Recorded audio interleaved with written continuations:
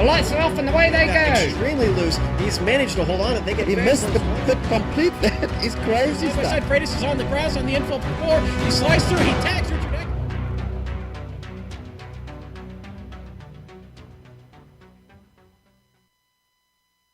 Since iRacing introduced the Ferrari 488 a few months ago, it certainly proved to be a popular car among drivers. But though it was initially associated with Le Mans for most people, to me it feels fitting that we take this classic mark to its home country. But the Ferraris won't be alone out on the wildly fast straights of Monza. With 3 classes sharing the track, this will certainly not be a walk in the Royal Park. You're watching round 4 of the Ricmotech.com challenge, and you'll see it all live here on the Global Sim Racing channel. Hi, I'm Joe Peak, and with me in the booth covering the GTE class is Bill Soup Zahn. Next to him covering the GT3 and GTC classes is Sean Ambrose. Behind the scenes is our director, the Dr. Amjad Yaman, and he's using cameras provided by Dougie Beard. Sean, we've rocked up to one of the oldest circuits in racing history, and I have no doubt that Tifosi will be excited to see their old favorite wheeling around here. Tell us about the old stomping grounds of the Prancing Horse. Officially called Autodromo Nazionale Monza. The track is located in the city of Monza, just north of Milan, Italy. They built it in 1922, and it was the world's third purpose-built racetrack after Brooklands in Surrey, England, and the Indianapolis Motor Speedway. Now, the track's proximity to that Ferrari headquarters in Maranello makes Monza the unchallenged home of the Italian Grand Prix, being held here every year except one. Now, over the years, the track has gone through several layout changes, including the construction of the High Bank Oval, built in 1954, but at this very moment, the final touches are being put on the latest changes that include removing the Ricmotech chicane and reworking Curva Grande. But for us today, it'll be the familiar 5.8 kilometer, 3.6 mile, 11 turn layout race fans have come to love and know. The best way to get an understanding of what these drivers are in for today is to jump on board the GSRC BMW and take a ride around Monza.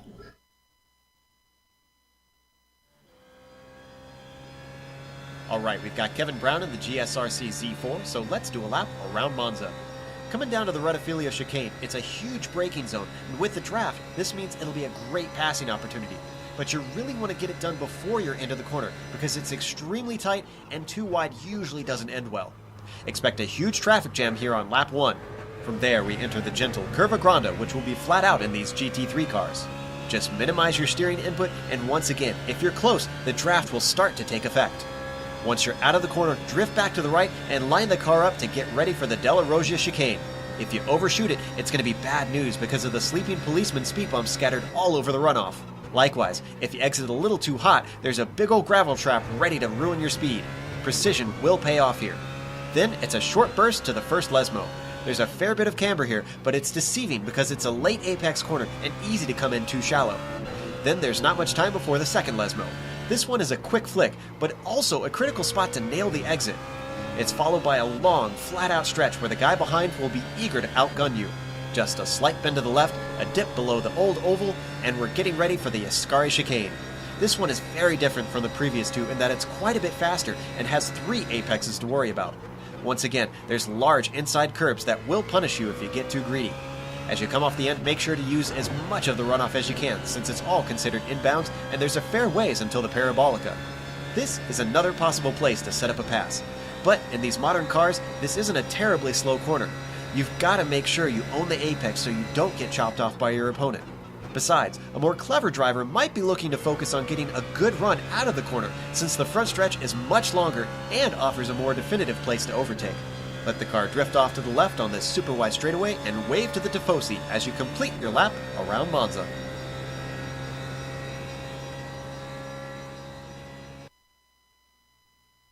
And while we just watched a lap in the middle fastest class around here of these 3 classes today, we're watching the qualifying of the slowest class, the GTCs, the AM class here, and the Ricmotech.com challenge. You can see Paul Hamilton currently sitting in 4th. Last car to have put in a time. We're waiting for 3 more of them to get up there, and one of them just clocked one, Rolf Kammer, who puts himself into 5th. Up at the top of the timing sheets right now, Bill, is Scott Johnson, though, and he's got about 2 seconds on the spread from 1st to 5th. Johnson, a veteran of the series, he raced last time when there were only, I believe, 2 classes, so he's back again racing in the AM class now.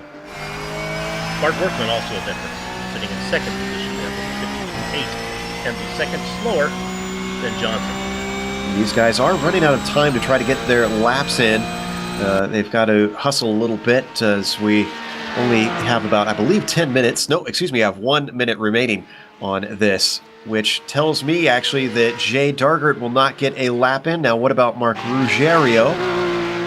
Excuse me, Ruggiero. Looks like he might be able to complete this lap that he's on. Question is it clean, and will it put him decently up the order? You can see our leaderboard currently.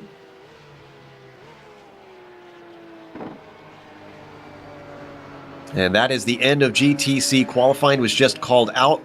Checkered flag is out for the Porsches. What can Mark Ruggiero do as he comes up to the line? Oh, look at this, though. Oh, look at that. Go, Sue. Paul Honeybaked Hamilton gets in there. Ooh. Sneaks in at the top of the chart.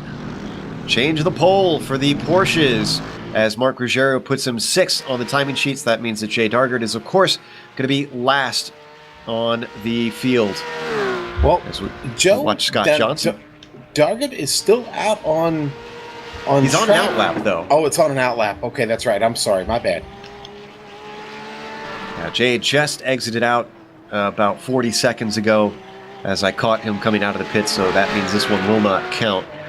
Hopefully he doesn't go around for another lap, as they've already released the GT3s, and Jay should be done.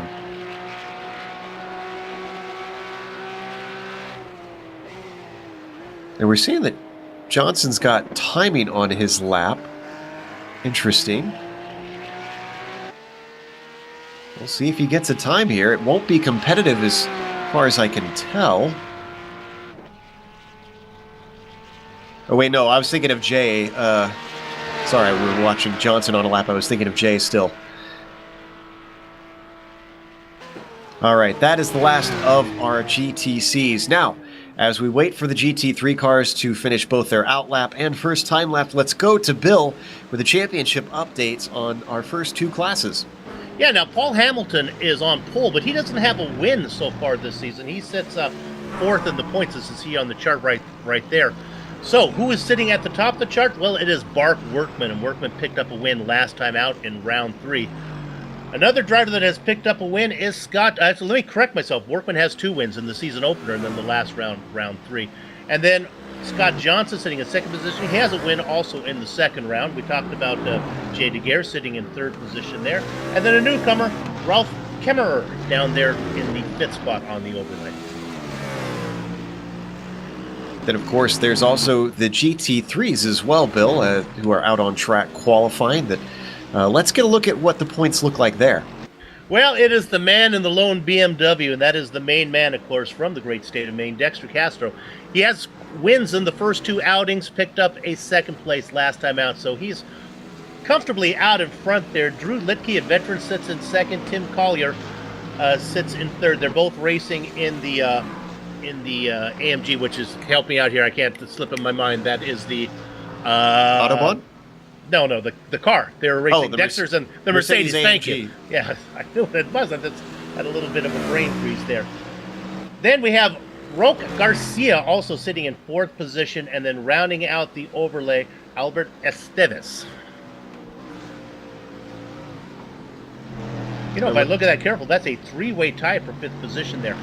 3 different teams, though. 1 driver from Can-Am Racing, Positive Sim Racing, and Zabio Racing Team, all sitting in a tie for the 5th position. Sorry, that was 3rd for 5th position down there.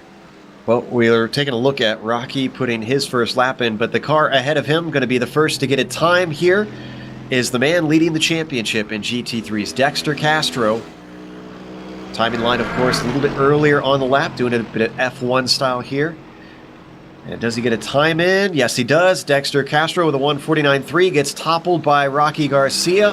Trampus Kolthoff puts himself in a 2nd as the times start wheeling in.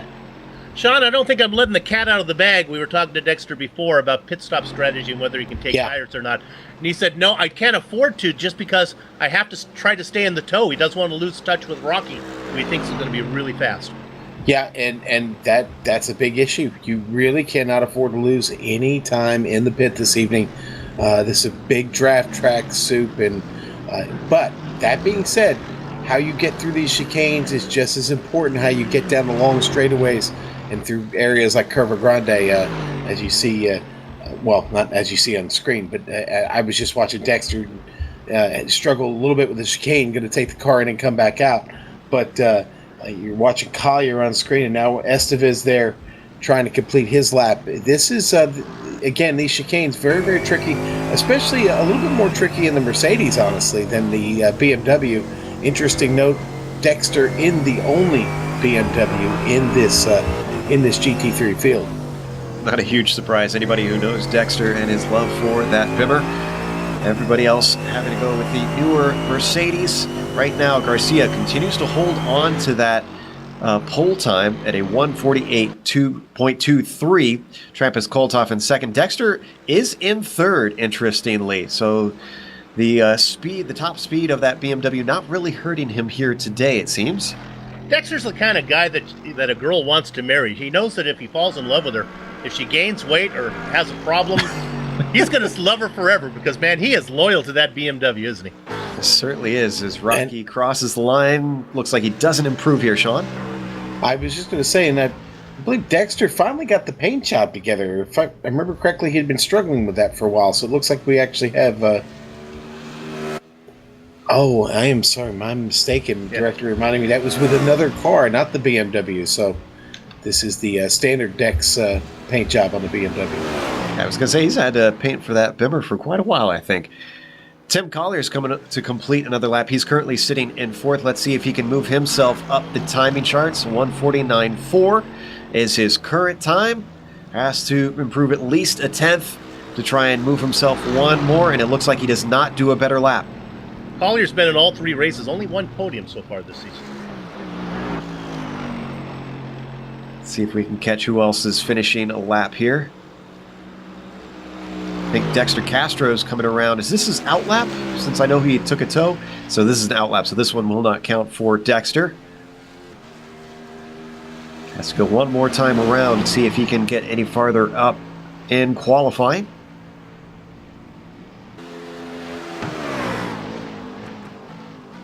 See that Rocky Garcia is coming around through Ascari currently. And again, all he can do is improve. Currently, though, Sean, sitting at a 1:48.2, 6/10 ahead of Kolthoff. He's not really in any danger. Not really. I mean, you said what the spread is there. It's not even really close. Rocky, though, coming through a Parabolica now. Let's see if he could just make it a little bit better and put a little bit more distance. Keeping it tight across the line. What are we going to get here? Ooh, he does improve by less than a tenth, though. He does, and he's going to call it a day. I think he feels pretty good with that. Albert Estevez is going to be the next one across. Sorry to interrupt. He's sitting in sixth. He's got a lot of room to try and improve here. 1:49.5 for him, sitting on the timing sheets. As he comes across and cuts the laser, let's see if he can improve. No, he does not. Still sitting at sixth. Yeah, he didn't do much with that at all, actually. In fact, Drew Lidke just went across and actually bumped him down to seventh. Lidke with a 1:49.4. This is the kind of track where you could kind of steal some time by drafting somebody. Since we have open qualifying compared to lone qualifying where they're not out by themselves. I would say a big yes on that one, but you have to time it right, I would think, Sean. Well, yeah, well, now Rocky pitted it and he went out on he's on his outlap because he just came back when he came out of the pit. He came back in behind Estevez, and that's not going to help him though, because like I said, this is an outlap. And I don't think he'll have enough time to actually get another lap in. We haven't gotten the 1 minute mark yet. I was watching Liam Park, who is sitting last on the timing sheets of the drivers who have got a time in on our GT3s, but he went way wide at Parabolica, so this one will not count. Actually looking at that, I wonder, Sean, was that intentional? Was he trying to get himself a run on here that he couldn't usually get? It's Interesting. possible. Yeah, it's possible. Blow the parabolica all together and get like a long running start down the straight. Yeah, I mean, now that I think about it, it would make sense. Well, never mind. He pulls off. So it's a moot point anyways. GTE is getting ready to be released. This is the final minute of our GT3s. Everybody out there needs to complete their hot lap. Garcia coming across the line now. This is for an out lap, though. Okay, Drew Lidke coming across right now, and let's see if he got any better. Looks like no. No, he did not. Everybody really mostly setting their best lap on the first one.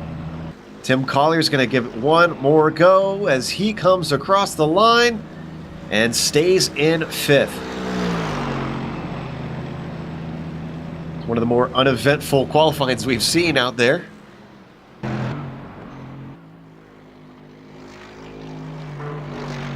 So, these drivers can try and complete their laps if they want to. Those who crossed the line just a few seconds ago, Collier elects to finish his up, though. Okay. I'm watching Trampus Kolthoff right now. He has got a chance here to finish this lap, Joe. His last lap was his fastest one. He's continuing to get a little bit better. He's close. He's 6/10 away. Could this be the magic lap that puts him on the pole?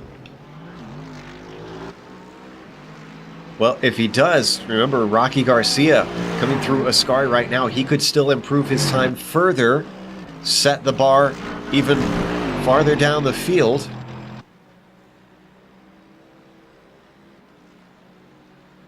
Interesting thing about Trampus, though, is he was being followed by one of the GTE cars. Jeffrey Ooms coming by him, or was. Ooms backs out of it. Doesn't want to try and interrupt his qualifying. All right, what does Rocky do? Oh! Trampus blows it, actually. We saw just a glimpse of that before we jumped to Rocky, who does improve. Wow. We're going to watch the replay of Trampus missing that final chicane, but Rocky is now a full 9/10 ahead of second place. Yeah, Trampus blows it there, and Ascari just misses his braking zone and says, all right, I'm just going to run through. Well, sad to see that brings us to the GTEs then. Let's see what they can do. Nobody's going to get a time this time by, at least not a competitive one, as everybody's on their outlap. And while we're waiting for them, let's go to Bill to see what the GTE points look like as well. Yeah, you know, Adam Young and I covered this series last season, and now I've come back and it's like, what the heck is going on? The first thing that catches my eye is the Eagle, Humberto Roca, sitting down there in third place. Of course, he's the Bolivian racing out of Florida right now. And I got just to figure it out that maybe it's because he's decided he's going to try to race the Ford GT, but you can see him sitting in third position, 17 points out, and still without a win so far. So who's been picking up the wins? Well, it's the guy on top, Jeffrey Ooms, up there. He has 2 wins, 8 points up on Paul. Oh, my darling, both of those guys are in Ferraris. Then you look at the guys in fourth position. There's Dino Topic, a longtime fan of GSRC.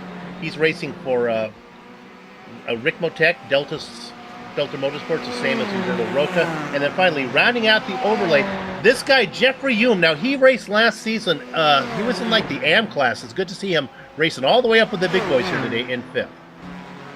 Absolutely. Jeffrey Ooms actually first out on track to try and record a time. He just made his way through Ascari. He's being trailed by Humberto Roca, though. Remember, you were asking, Bill, about whether or not the draft can help. I think Roca's in that sweet spot potentially here. Yeah. And you can see the difference there between you look at the Ferrari and the Ford, the two different cars. Roca behind in the Ford. All right, Ooms in the Gulf liveried Ferrari crosses the line. Gets a time in, immediately pulls off. Doesn't want to continue on. Roca's going to be behind him on the time, so that draft did not help him. He's about a 10th back. Al Crudo in third. Sebastian Roca holding down fourth. And interestingly, I'm seeing Ricardo Perez set a time slower than Rocky Garcia in the slower class. Drivers continuing to get their first times on the board. Andrew Horsley was not able to get one in. Dino Topic is still coming around to finish his first lap. Paul Darling did not count his first lap through. Same with Samuel Scott.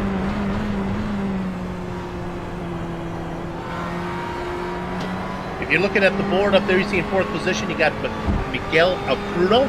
And then down there in 7th position, you have Miguel Antonio Acrudo. Little Miggy, we call him. That's the son of Dad, who's sitting up there in 4th. Dad's still fastest. Number of drivers still trying to get their first lap in here in GTE. Bit of a long lap here for these GT cars, Sean, despite the high speeds. Yeah, well, they take a little bit to get wound up, Joe.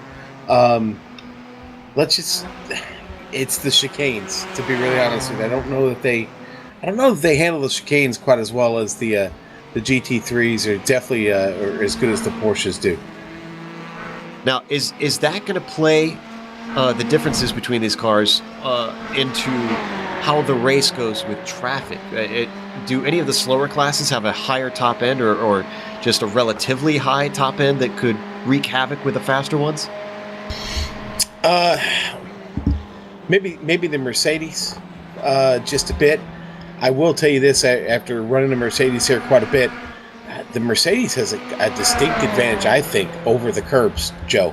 You can really float that car over the curbs. The GTE car, not quite as favorable, especially in those sausage curbs. We also know about the under tray damage that you can get, like on the Ford GT and even the Ferrari. The Ferrari appears to be a little bit indestructible at times. It's certainly a factor on the Ford GT, and top end speed lost on this track can be very, very critical to a good run. Joe, I think you were with me when we were covering a race that Paul Darling had wrapped up and picked up undercarriage damage or some type of suspension damage out of Parabolica from going over the curve over there. I believe that was Bradley Haley, actually, wasn't it? Yeah, might have been. Yeah, that was an Autobahn, the GT3 car. Speaking of the curbs, though, we were riding on board with Roca through Della Roja, and he was not afraid to really chuck that car over them. Comes through Ascari. He's currently sitting second. He's got to gain a 10th on Jeffrey Ooms to try to topple that Ferrari. Let's see if he can do it this time. Yeah, and I've been watching him this whole lap. I don't know if it's going to be this lap, Joe. Maybe a little bit too much of the curbs, then? I think maybe just a little too much everything. He's been trying really hard. I could be wrong. It's a nice run through Parabolica. Possibly overdriving that Ford. Watching to see as he goes by. No, does not improve his time. Still in second. I saw a little bit of a change farther down. I didn't see who popped up there, though.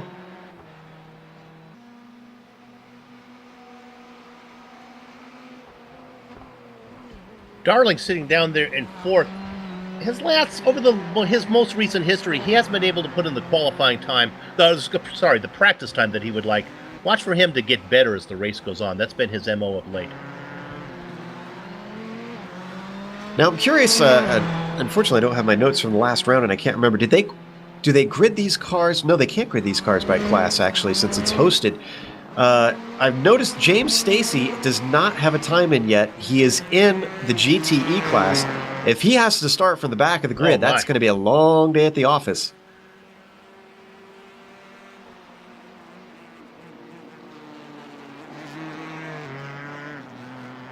Coming through Ascari in that Ford. He's running out of time. You can see the clock up in the corner. That is our time left in the qualifying. And it actually ends at 5 minutes to go. So a minute and a half left for Stacy. He's going to get one more lap after this one. Let's hope that he can get a time in as he comes through Parabolica. Up to the line. What's it going to be? Was it a clean one?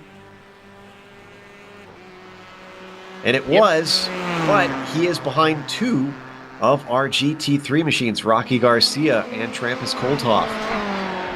Well, compared to the alternative, I think he's got to be happy with that. Still favorable. Yeah.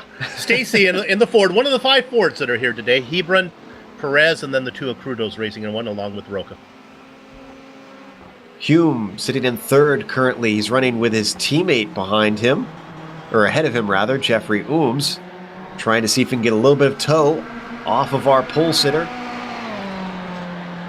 Coming to the line, is this teamwork gonna work? And it does not. Jeffrey Hume stays at that 146.0 behind Humberto Roca. Let me correct myself for all you Ricardo Perez fans. He is not in a Ford. We wouldn't want to lead anybody astray there, Sue. No, well, sure. I'm sure he's watching at home. I see you, Ricardo. You are sandwiched between two Fords, though, of Crudo and Hebron on the grid. All right, 18 seconds left. I think Miguel Antonio Crudo. Did you say his nickname is Miggy? Little Miggy. Little Miggy, all right. Well, he's sitting 10th right now. He's got a lot of room to try and improve. And as he runs that forward across the line, is that 147.3 going to jump a little lower? It does, but not enough to get himself a position. He sits at 147.2. And this is it. Qualifying is over for GTEs. James Stacy going to see if he can get himself ahead of those GT3 cars. He gets one, but not the other. Roca coming out of Parabolica here, Joe.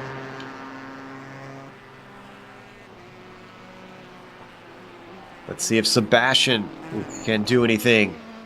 He's sitting in 6th right now at a 146.6 and no improvement.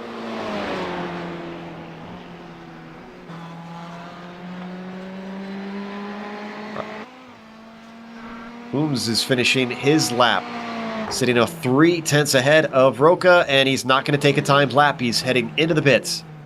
Didn't want to rub it in.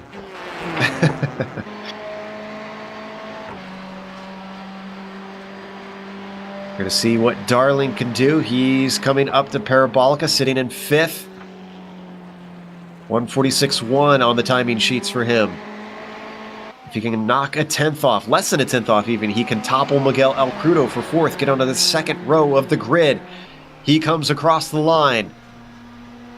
No, oh, yeah. And he does jump up to 3rd, actually. 2 spots. Ooh, yeah, look at that time. Wow. Human and Crudo were real close together. They were only separated by 5/100ths of a second. So Darling gets them both, sitting inside of row 2. With that, we are going to go to a quick break here on the Global Sim Racing channel. We'll go down through the entire grid order, and then we go racing for 100 minutes here in round 4 of the Ricmotech.com challenge.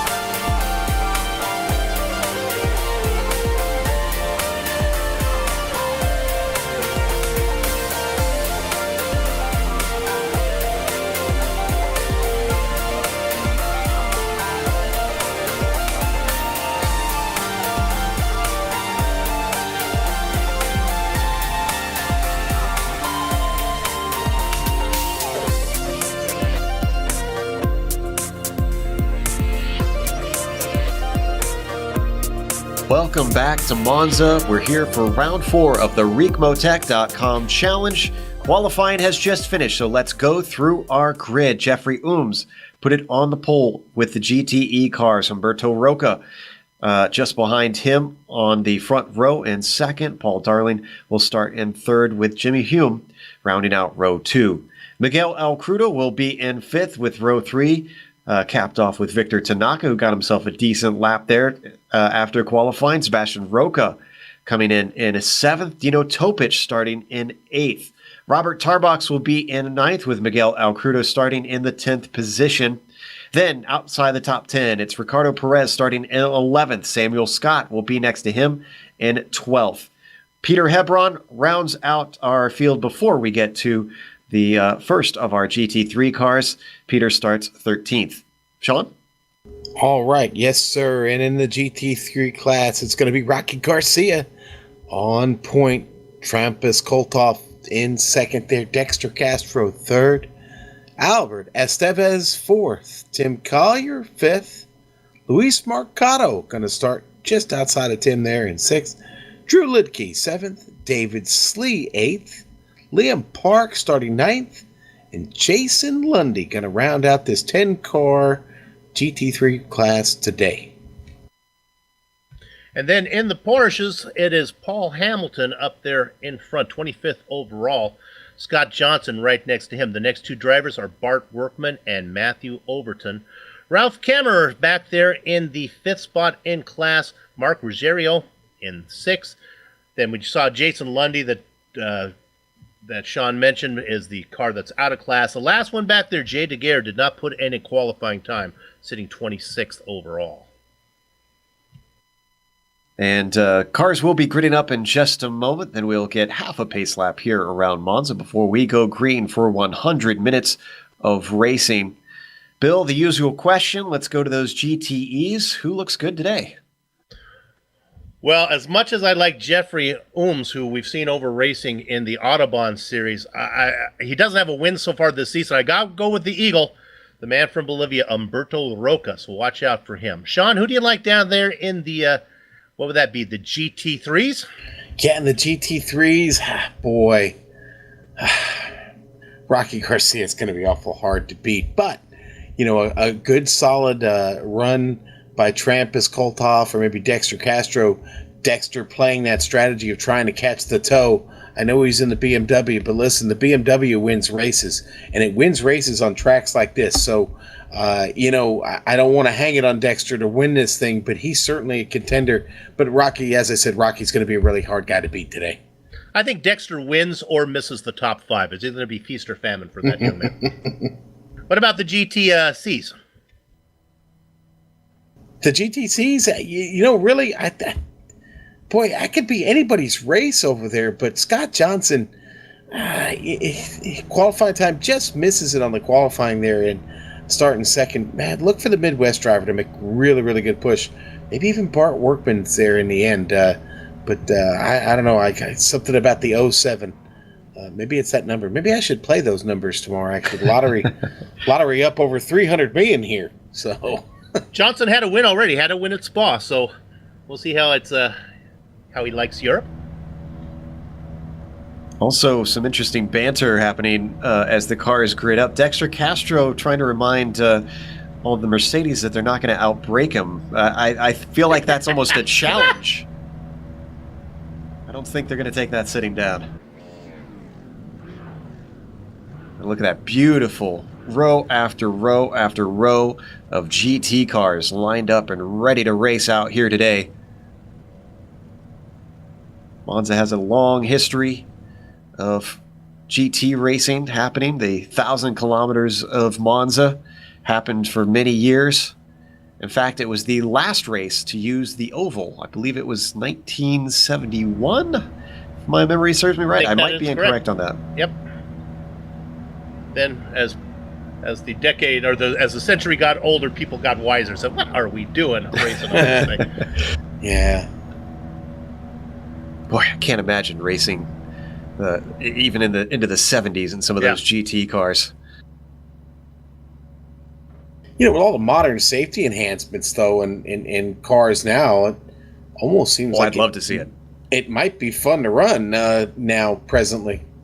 Unfortunately, they'd have to do a lot of work to make it raceable. It's incredibly bumpy. I think that Armco being the only thing that separates it from the trees next to it, Sean, might dissuade a few people. Yeah, it's probably not going to fly. But I'm with you. I think it would be very cool to see in modern day. But that's why we have iRacing, where you actually could do that if you wanted to.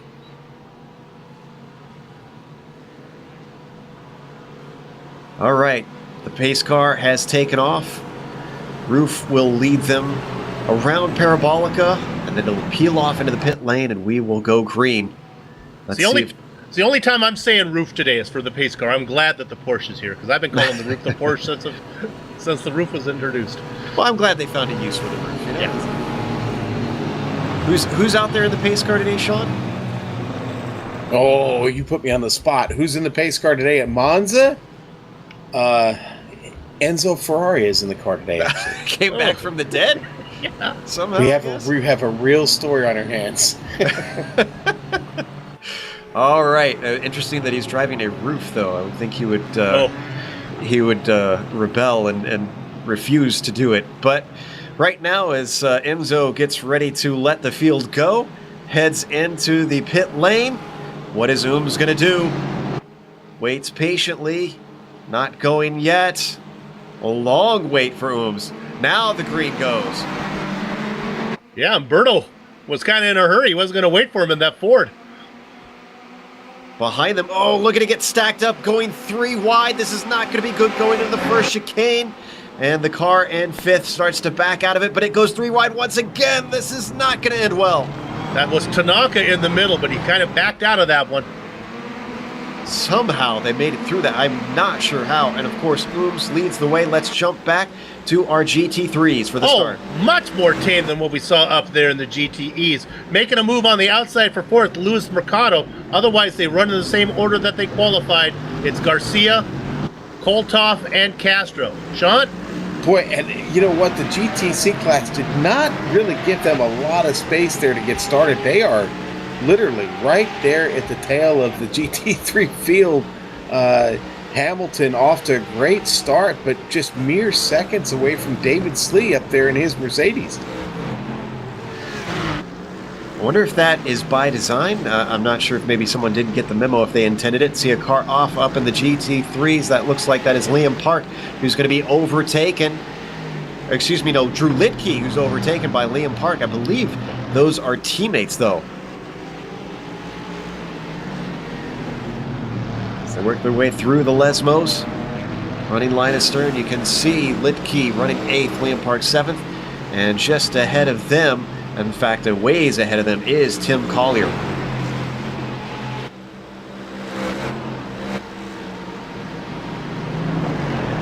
Up at the top of the field, Jeffrey Ooms completes his first lap. Only 3/10 between himself and Roca. And then they've got a decent gap back to 3rd, which is being held down by Darling, who's actually being gained on by Jimmy Hume. We could see a pass for position down into Rettifilio. Darling takes that defensive line, but it's only going to work for the first part of the chicane. If Hume can hold his spot, he'll have a good run out. Nope. Ooh, did he get tapped there, though? Who was that? Tanaka once again getting aggressively into that first chicane. Is that Ferrari now exits out? Did Crudo have a problem? I'm seeing him drop down the order. Yeah, he's dropping through the field.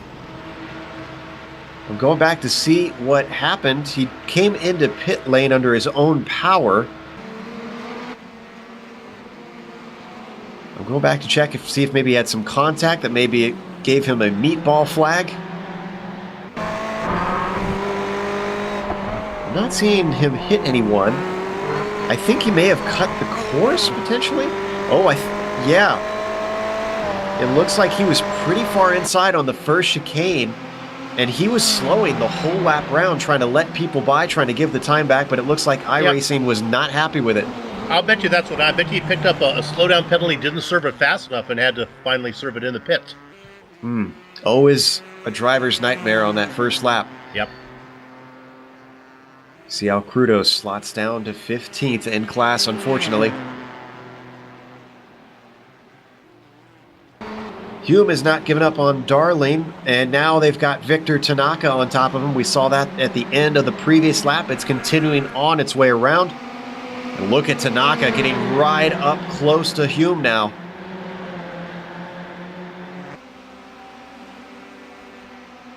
This is, of course, for the 4th position. If they can overtake Darling, it's for 3rd for the podium. And they are getting very close. Oh, early braking makes Hume susceptible. Tanaka pounces. Gets right in there, but he's going to have to complete the pass around the outside of the second apex. I think he's got it done. That was tough because I think Jimmy wanted to be really careful not to get into the back of Darling, and I think it opened the door for Tanaka to jump to the inside, so he picks up 4th. Clever racing. Meanwhile, GT3 having some battles going on for the podium. It's Castro and Luis Mercado going at it. Castro able to outbreak him there into the chicane, keeps the position, hangs on to 3rd in the GT3 class. Kolthoff now about 1.7 seconds ahead of Dexter, but the straightaways are killing Dexter right here. And Liam Park had a problem in the first chicane. He's sitting stationary. Looks like a little bit of contact between himself and Jason Lundy under braking sent that Merc off. And hard into the wall. You're going to see on the replay here. Yeah, he locks him up, hits that wall to the left there, and Joe, he lets a lot of cars by. I mean, he sits there for quite a while, loses a lot of positions. As we ride on board, we have to keep in mind, Sean, this is a front-engine car, so going nose in is not going to help him. Not good. No, not at all.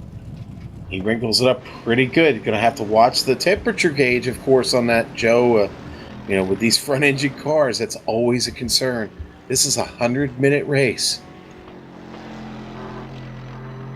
Battle going on between Tanaka and Topic now. Well, remember, we saw Tanaka get up to 4th, then he had a slowdown penalty. So he had to give that back up to Roca and to he lost it to Roca. And to Hume as well. And now to Topic, who takes 6th place away from Victor Tanaka. Not the start that Tanaka wanted, having qualified in 6th, now slotted down to 7th when he was looking at a potential 5th a minute ago. Oh, yeah, Joe. All the way up to 4th. Go ahead. Sorry, Sean. we're going to go back to the GT3s because Dexter Castro under fire again from Mercado. He's right there, and man, Trampus, did we miss that? Somehow Kolthoff, he must have made a mistake, and he fell back to Kolthoff now sitting back in 4th, and Castro up to 2nd, still being chased by Mercado. They've got quite a train going there. Albert Estevez on there, as well as Tim Collier, as they all accordion together down into Della Rosia. Nobody making a move. Could we see one coming off, though, as it looks like Mercado struggling with wheel spin. Kolthoff doesn't have enough track once they hit the first Lesmo.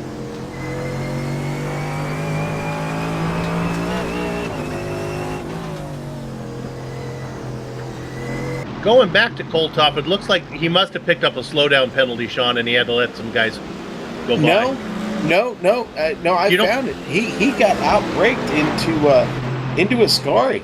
He got outbraked by he just got beaten Ascari. By Mercado, yeah, but he also on that same straight, Castro had got by him. The reason I was thinking something was up because Castro got by him in the BMW, and the BMW doesn't pass many cars on the straightaway. Well, Dexter finds himself in 2nd now and having a solid run here. And boy, Rocky, just over 4 seconds up the track. But honestly, the nature of that BMW makes Castro play defense the entire race, because everybody gets a run on him coming into the braking zones, and then he just has to outbrake them all. Yeah, I think he's got kick me on the back of that car, on the bumper there. Mercado under attack. This is Trampus Kolthoff, who has a great run around the outside, looking fully clear by the braking zone into Rettifilio. And that's going to move him into 3rd. I love that name, by the way, Trampus Kolthoff. He sounds like a wrestler, doesn't he, Sue? Good guy or a bad guy? Oh, definitely a heel. Definitely a heel. Our director confirming also a fan as we ride on board with Kolthoff. Amjad, a big follower of wrestling, I understand. Oh, and Kolthoff under attack. Look at that peek in from Mercado at the first apex and gets his nose chopped off.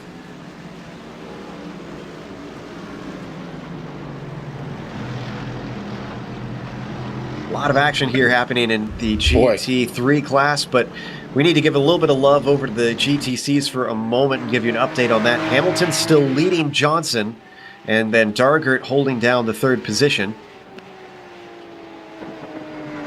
Yeah, and they've really spread out. Even Workman, who's settled in and is doing well, but they've all got about 2 to 3 seconds between them. And we see some of the Porsches working their way around. Look, I love Jay Dargert's patriotic scheme on that Porsche. Yeah, I do too. I was doing a little studying for this race, watching the last broadcast, and I noticed it as well. Really good scheme. Boy, and back here, Miguel Crudo trying to get around Ralph Kemmerer finally does, but boy, it was pretty sketchy there for Ralph, right next to him. Miguel, of course, not in the same class as these Porsches. And we need to go to Kolthoff once more, as now he's got to run on Dexter Castro. He qualified higher than him, and he's going to put himself into the place that he feels he should be easily down into the breaking of the first chicane. Look at that train forming. This is going to keep it tight with the drafts, allowing them to follow so closely all race long as nobody makes a mistake. That's easier said than done.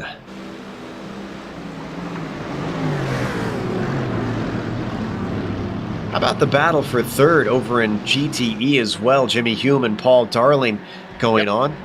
I was just going to call for that when I've been watching it. Darling beginning to fall back into his clutches. I guess how you want to look at it. Darling having a hard time staying on the back of Roca right now. But here comes Hume. Now remember, Hume got passed by Tanaka a little earlier. Tanaka fell all the way back to 7th position. He's got around Topich, so he's on his way back up. But right now the attention is on Hume, who's really trying to see if he can find a way about Oh My Darling. Now, Samuel Scott has taken a pit stop, and I'm not sure that this is scheduled. Oh, Sean, be awfully early, wouldn't it? Yeah, I don't think the window's open quite yet. Something's amiss there. He got ran into the back of by, I'm not sure who that was, but that wasn't the start of his problems. That was coming out of the second Lesmo that he got what you like to call a center punch, Sean. Yeah. Oh. This was a full lap ago. Samuel Scott got into the back of Ricardo Perez on the first chicane. Turned him around, got some serious damage on the front. As we continue to follow this battle for third in the GTEs. It is really hot. In fact, Hume had a nice run on him. Couldn't get it done. Now Darling starts to pull away, but I think Hume has the pace. It's a long race, plenty of time to get it done. You don't have to push it. And it's not like there's any chance of Hume catching up to the guys up in front. They have checked out, and that we're talking about Roca and Coombs. And Sean, I would think that I would assume this is a low downforce track for pretty much all of the classes, which would make it tough to get out of the slow corners to get the power down. Yeah, it definitely makes that a little bit of an issue, and I know for a fact that most of the drivers going with a much lower downforce setting here. It's all about the speed, baby, and that does, there's a little bit of give up there. Of course, like you just said, when you're trying to get the power down coming off these turns and chicanes. So, but I think in the end, that top end speed so much more important to success here at Monza. Starting to see these classes get mixed up. That's Mark Ruggiero and the GTC who's letting our leaders through.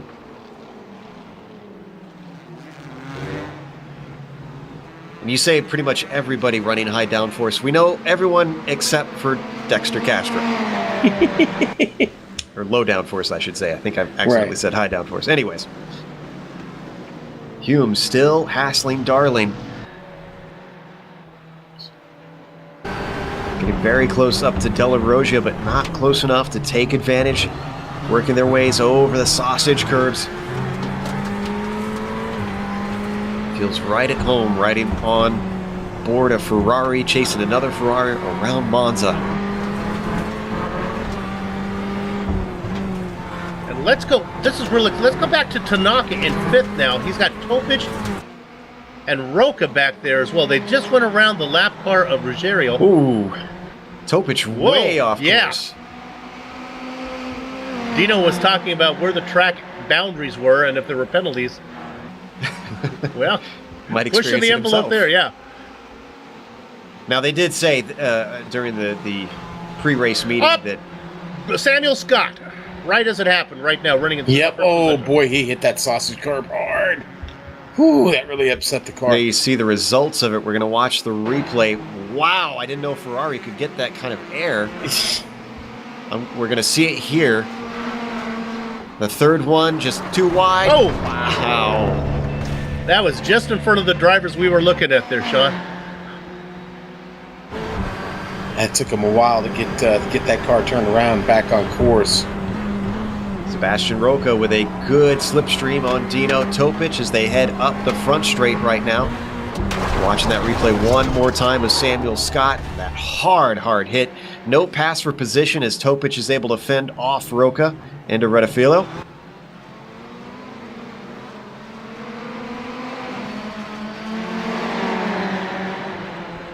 Now, just so you don't get confused, there are 2 Rocas here. I'm not sure their relationship.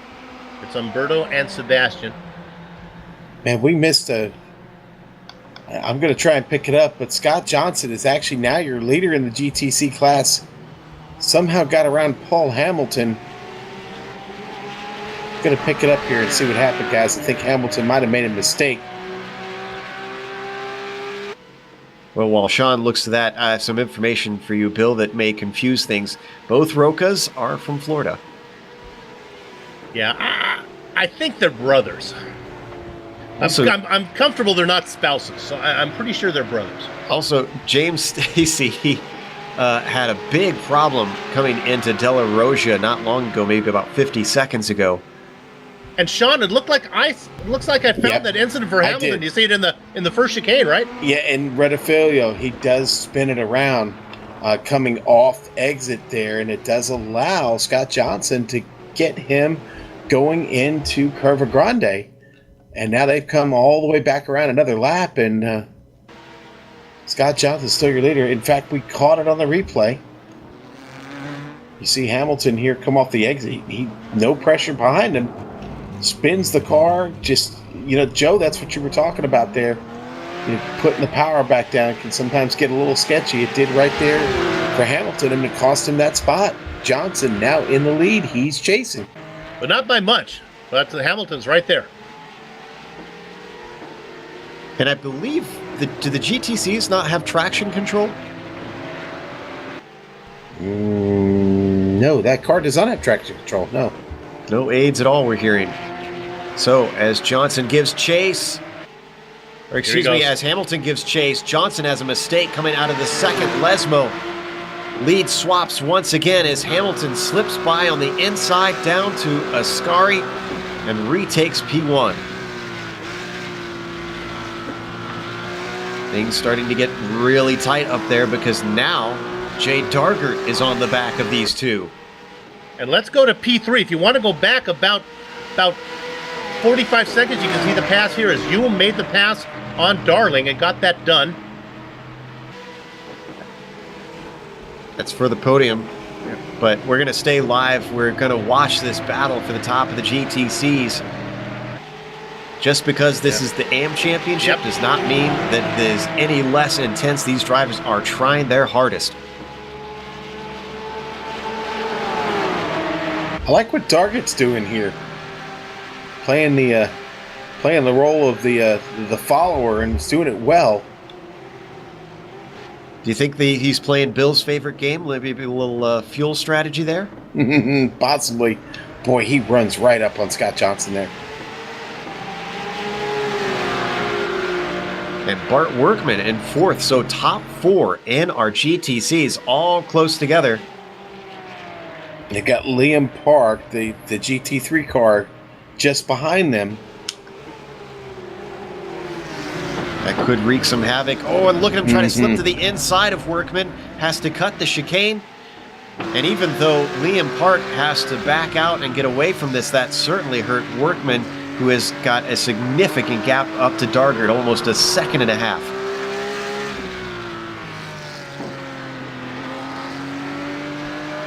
And Jay was coming over the mic. I'm not sure what he was doing. It was maybe giving directions how he'd like to make the pass. Well, they weren't good enough directions, apparently. Yeah. Bart Workman now talking. Yeah, that was Workman complaining to come on by if he wants to get through. Oh, there he goes. Boy. That's Daguerre, but he got it back. Whoa, where was he going? Jay does a great job of hanging on to that car and keeping it off the wall, guys. Watch this on the replay. On board with Jay, darn it. Workman is probably wishing he was closer. Too much curb. Lucky there's some pavement over there for him, Sean, to help him bring that car back. He went right over the center of that sausage curb, and it did not feel good. Better hope that there isn't any damage on the outside of the car. Meanwhile, Coltoff. Oh, Trampus, big trouble for Trampus. Wasn't just him. It was Samuel Scott, too. And Mark Ruggiero having some problems in front of them. Actually, wow, wonder if we could get an onboard from Castro, who avoids all the carnage. There you can see Coltoff spinning it all the way around. Boy, that all unfolds right in front of Castro. Here's the onboard with him. There goes one, And there goes the other. trouble to the left, trouble to the right, and I'm free. That's going to bump Castro up into second once more, albeit 10 seconds behind Rocky Garcia. Daguerre making a move now on Johnson. Oh, but he can't get it done. Johnson almost got into the back of Hamilton the last chicane. And now here comes your leaders in the top class is Ooms. Mark Ruggiero spinning it, guys. Spinning into Parabolica. Right stuck there on the inside. Traffic coming through. Watch out. We're going to stay on this battle on screen. Are we going to see 3 wide down into Ascari? And it looks like Ooms backs out of it, seeing the battle going on for position. And there's the as pass. Dargard outbreaks him. As Scott Johnson that he overtook for that second position in the GTCs. Are we going to see it switch back once more? There's no track room. He's pinned. He's going to try to shoot the middle, thread the needle. Remember, Ooms in a different class here. He doesn't want to fight too hard with these guys, but he also doesn't want to be held up too long. Tries to get some speed around the outside. Again, battle for second here in the GTCs. And Roca off at Parabolica. Yeah, Roca gets into the back of Workman, almost does, and I think under braking the car spins. It does. Ooh, he doesn't hit him. Does not hit Bart Workman. Came oh so close. Oh, look at all those cars getting around him right there. So lucky. That was Darling who hit the wall, and Yeah. Hume who made it around successfully. Darling slid off into the wall and brought it into the pits. Oof, bad day for the Ferrari of Darling, the Michigander. You can see slamming that GTE broadside into the outside of Parabolica. We're going to watch on board one more time here. Coming around blind. There's the car suddenly. Ooh, when he was backing up to... Oh, Sean, that has got to be frustrating. Mm-hmm. Yeah. I almost wonder if that was a little bit of F3 box watching there as they were starting to close in the gap on Ooms, who was stuck behind traffic, and I wonder if they just lost attention as it got Roca and Darling both. Not sure, but meanwhile, Darling back out on track and down in 12th after that incident. Sean, with a minute 17, I think that's probably not in the window either. With the fuel limit, those cars, I believe they are at 67. Is that what I think it was for these cars? 67. Yeah, no, definitely. They got to go farther. Well, and Tanaka is continuing around, but he is under threat. Or excuse me, Roca is continuing around and is under threat from Tanaka as they hit the Parabolica.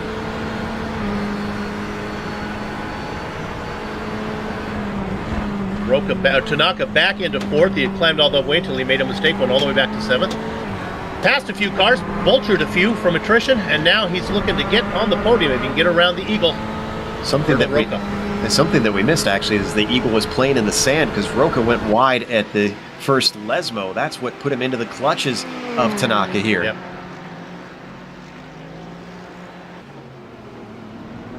Braking now coming up on traffic in the form of Workman and Johnson through the first chicane. Look how close he's getting. Big wiggle on the wheels from Roca coming out of Rettifilio. Now has Victor Tanaka fully along his side. He's got the nose in. Can he outbrake him? He could have a pick situation here. Are they going to go 3 wide into the corner? Roca deep on the brakes, sticks it into the inside of that GTC car and keeps him safe from attack. And the guy right ahead of him, Jimmy Hume, in second, he's running into the same problem that Ooms just had. As he's behind Park and Hamilton, he can't find his way around. As we ride on board with Tanaka, both of them going wide out of the second Lesmo. Things are getting intense for this third position.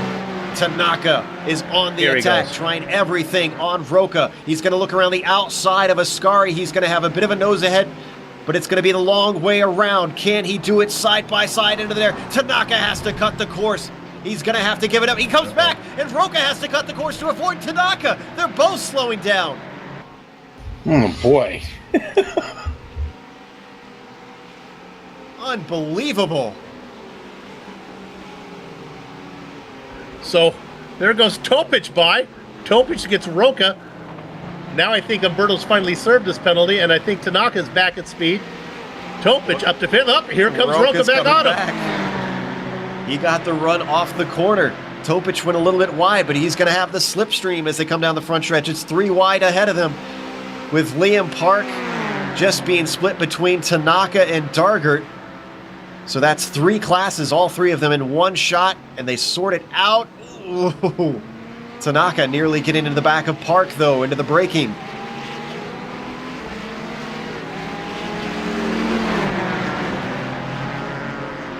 This is frenetic stuff out there, and we still have 1 hour and 14 to go. At what point, Sean, do these drivers get into survival mode with all that's going on out there? You know what, Joe? It's kind of weird. The 100-minute race, it seems like they've been in survival mode since the green flag dropped on this thing. I wonder how long they can continue this pace. I mean, this is pretty frantic right here. Still, we still have well over 1 hour to go. And then Roca goes around the outside of Topic for that 4th position into the second Lesmo. So move Roca back up into 4th, but he's 3 seconds back from Tanaka.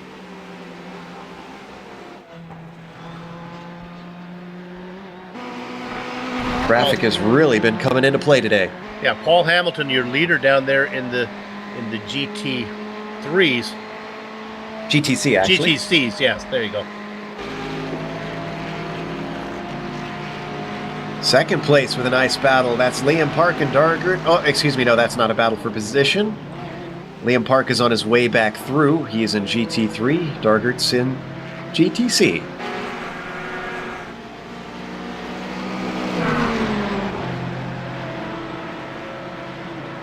Roca and Topic are not done with it. They're actually 3 wide right now. Yeah. With another car from another class in the middle of them.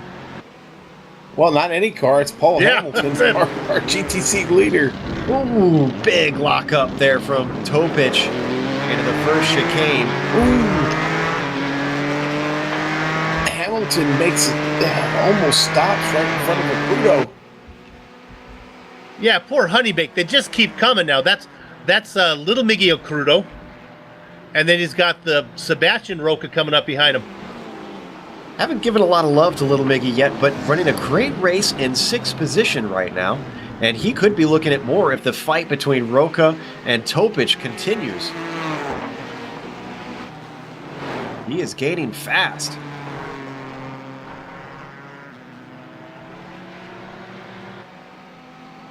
Bit of a bad run from Topic out of the second Lesmo. Gives a chance to Roca, but he weaves across the track. That was There's a little bit of a suspect move there, Bill. Well, Dino's in front of Umberto Roca. It's going to be hard to get around. He's happy right now. Can't Look seem at to this. get the exits off the corner. And once again, Roca. Is there damage on the front? Has he got bad aero? He just doesn't seem to be able to catch him. Yeah, Roca had that issue, and I think that's why he's falling back or having a harder time getting around these guys. I'm not seeing any damage on screen right now. Boy, it sure does feel like damage, though. Still going to be side by side as they plunge down the front stretch. But just a little bit more top end on that Ferrari gives Topic the advantage, holding on to fourth.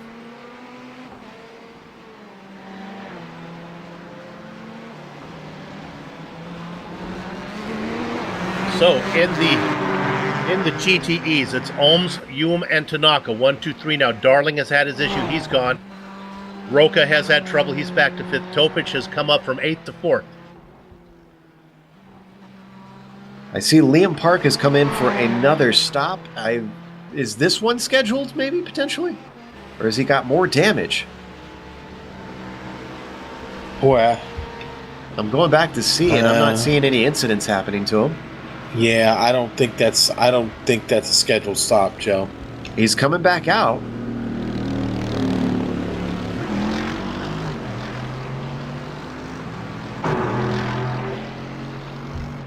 We haven't checked on our GT3 leaders in a while. Rocky Garcia has been a bit of a non-story for us, unfortunately. Leading by a whole 14 seconds over Dexter Castro. They are split by Al Crudo at the moment. Yeah, and you know what Dexter needs right now is for Rocky to find some traffic. The problem with that is well, there ain't a lot of traffic on its way to him yet. And boy, I don't think he's going to have a chance until after the pit stop, to be honest with you. And as long as Rocky plays nice with the traffic, that's our 15 seconds already. That's going to be hard to make up. Yeah. Even with taking no tires in the pit. That's it. Dexter wants to stay within that 20-second mark so he can jump him with no tires, assuming Roca doesn't take any. Yeah, Rocky Garcia. With what Rocky's been doing, I just don't know that even he wants to take tires at this point. I mean, his pace is so good the way he is right now. Again, that pace may be coming at a cost. He may be burning those tires up a lot. Weather conditions, we haven't talked about that much today. It is 95 degrees on track, so certainly the tires could be falling off in this Mercedes. I know after about 30 minutes of the car, I felt a little squirrely out there, so really this, it will come down to that. If Rocky takes tires, obviously that gives Dexter a chance. He said he won't take tires. That could change, but we'll see. Talking with the boys before the race, they said it was hot and the track was slippery. Well, while you guys try to create drama for this first place in the GT3, I'm afraid that it looks to me like Rocky's already delivered the knockout punch on this field, as Dexter Castro not looking like he's going to catch. He does have to worry about Luis Mercado, who's still about 3 seconds back from him.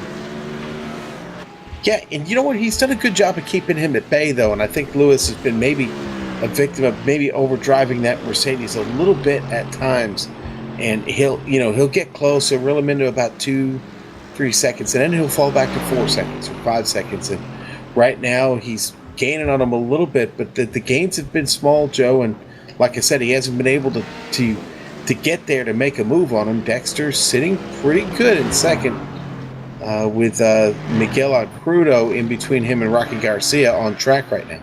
Yeah, well, Rocky hasn't had to negotiate those GTC leaders yet, and that's always eventful. He's coming up on them pretty soon. In fact, speaking of the GTC leaders, second and third in a great little battle as Johnson is hassling Jay Dargert. They're coming onto the front stretch. Jay's looking like he might be pitting, and here we go. Scheduled stop for Dargert.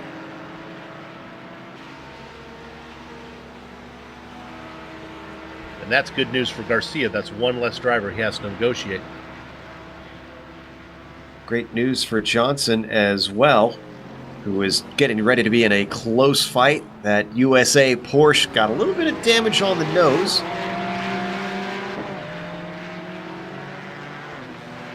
You can see Johnson being overtaken by more of our GTEs. That's Paul Darling, who was running up front in the GTEs for a while, way back there now. Dargert exits out. Looks like he's going to return to the track in 5th position.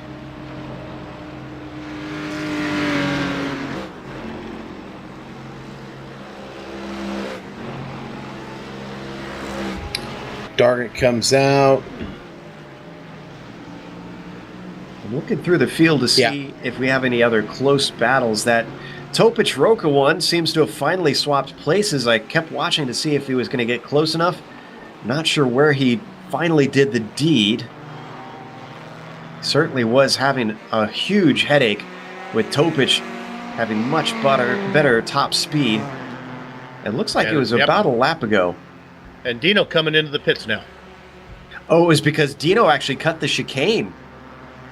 So he had a huge slowdown and lost a ton of time. That's how he got through and seems to have broke the draft a bit.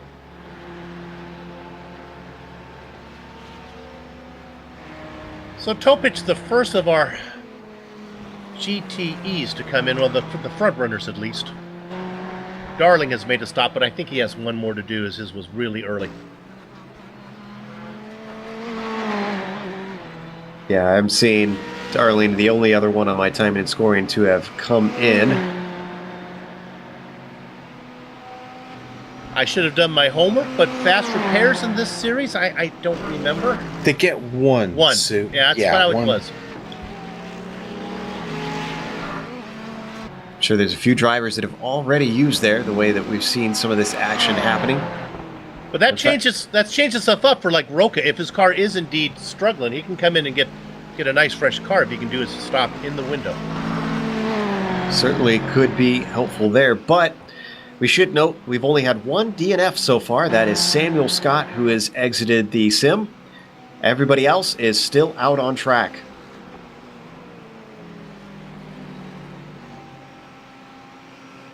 How about the battle between Lidke and Collier happening in our GT3s? I believe this is for 5th position. It is, yes, it is for 5th, and it's heating up, as they say now. Those are teammates there, so I don't know how hard they're actually battling. But hey, listen, you race to win. I don't care if your teammates in front of you or not, unless you're under team orders. And we didn't have any team orders in Italy, would we? Oh, trouble right in front of them, actually. That was Matthew Overton, I believe, who had a big off coming through the exit of the De La Rosa chicane. It looks like that was actually kicked off by Alberto Estevez, having an awkward line through that chicane. Yeah, I think it slowed down the Mercedes of Liam Park also, actually. I think he was also one of the cars involved in that. Liam finds himself a... Uh-oh. Oh, Hamilton with a bad entrance to the pit lane. Did he lock him up here? He did, Joe. Oh, he did. Wow.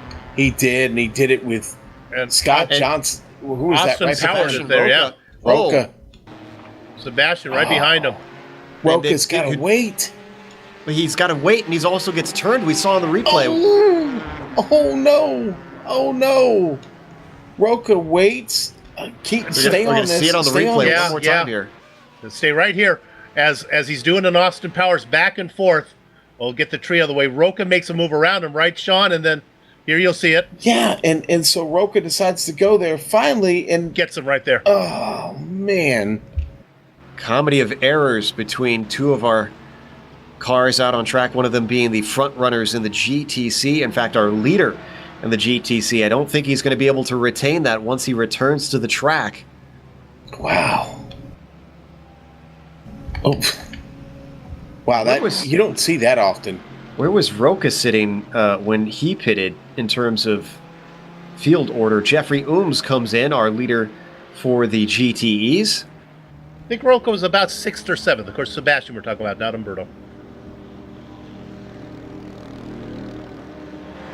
You've got 2 Alcrudas, 2 Rocas. So it's your worst nightmare, Bill.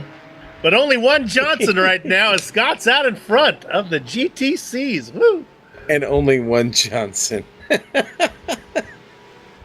I believe he's going to inherit the lead from Hamilton after that mistake on pit entry. Workman announcing that he should be pitting in this time. Here comes Johnson. Here comes Workman. And both of them successfully braking for that pit entry. Hamilton back out on the track, but I don't think there's any chance of them losing the spot to him after that pit stop. Doesn't look likely. In fact, Hamilton also has traffic with Ralph Kemmerer in front of him and Jeffrey Ooms behind him. I can report that Ooms has come in and made his stop. He's fallen back to 4th. Tanaka, Tarbox, and Horsley now the leaders. Gets very close to the back of Hamilton, under braking for the second. Lesmo Ooms thought about trying to sneak by him, but didn't have enough straightaway. Will he this time, though? Oh, he's getting a little bit boxed in because that's a lapped GTC that Hamilton is working by.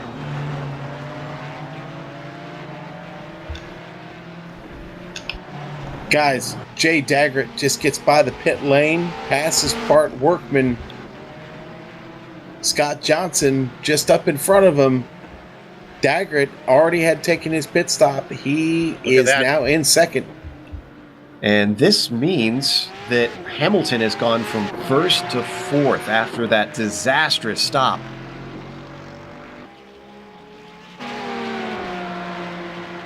Sean, if you can look at your timing and scoring, look at Johnson's pit stop. I'm showing 21.7 and Workman 22.3, but look at the cone to cone. Johnson was about 7 seconds faster on just while driving pit lane. Yeah. Meanwhile, more of 47 to 54. Go ahead, Joe. GTEs are pitting. Victor Tanaka, Robert Tarbox, and Andrew Horsley have all come in for their scheduled stops. That should be the entirety of the GTE field.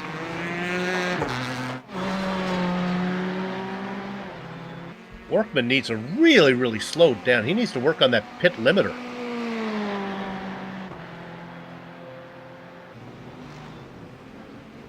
We're now under an hour to go here at Monza. If you're just joining us, this is the Ricmotech.com Challenge, round 4 here today.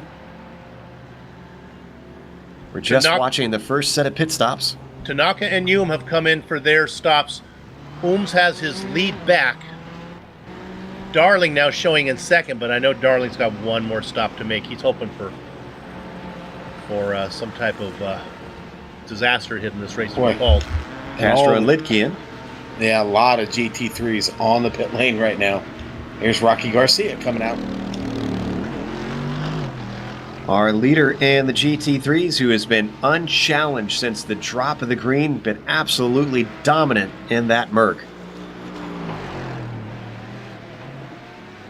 Garcia's time in the box 28, Castro's time in the box 30.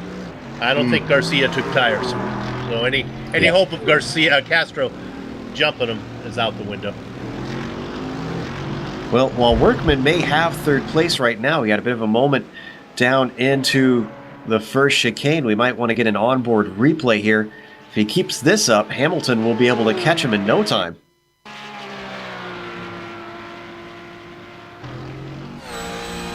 Here we're pulling the replay up. And you're going to see just locks him up and slithers a bit wide here, Sean. Yeah, got to be a little kinder to your tires here. Getting into the first chicane, always tricky here. Up over that curve really hard. Certainly did not do him any favors. I'm sure he's grateful that they have not implemented flat spots quite yet here on iRacing as we come back live. Now, I believe all of our pit stops, scheduled stops, are done for each of the classes. Let's give you the top 5 rundown of each of them. Jeffrey Ooms still up at the front in GTE. Paul Darling is still in second, with Jeffrey Hume holding down that final podium position. Victor Tanaka has himself into 4th with a 12-second healthy lead over Humberto Roca, who rounds out the top 5 in the fastest class of the field. Sean, what's GT3 look like? Well, it looks like Rocky Garcia's still got a pretty good grip on that lead up there. Dexter Castro in 2nd right now. Tim Collier 3rd. Trampus Koltoff still digging. He's in 4th. And Drew Lidke rounds out the top 5 in our GT3 class. Scott Johnson back there in the Porsche out in front. He's about 6/10 of a second, though, ahead of Jay DeGuerre. He is closing on him. Big gap, about 10 seconds back to Bart Workman. Then you got Hamilton, which is about a half a minute behind him in 4th. And then the guy running at your top 5 is Ralph Kimmerer. With that, we're going to take a quick break here on the Global Sim Racing channel. We'll be back for the last half of round 4 in the Ricmotech.com challenge.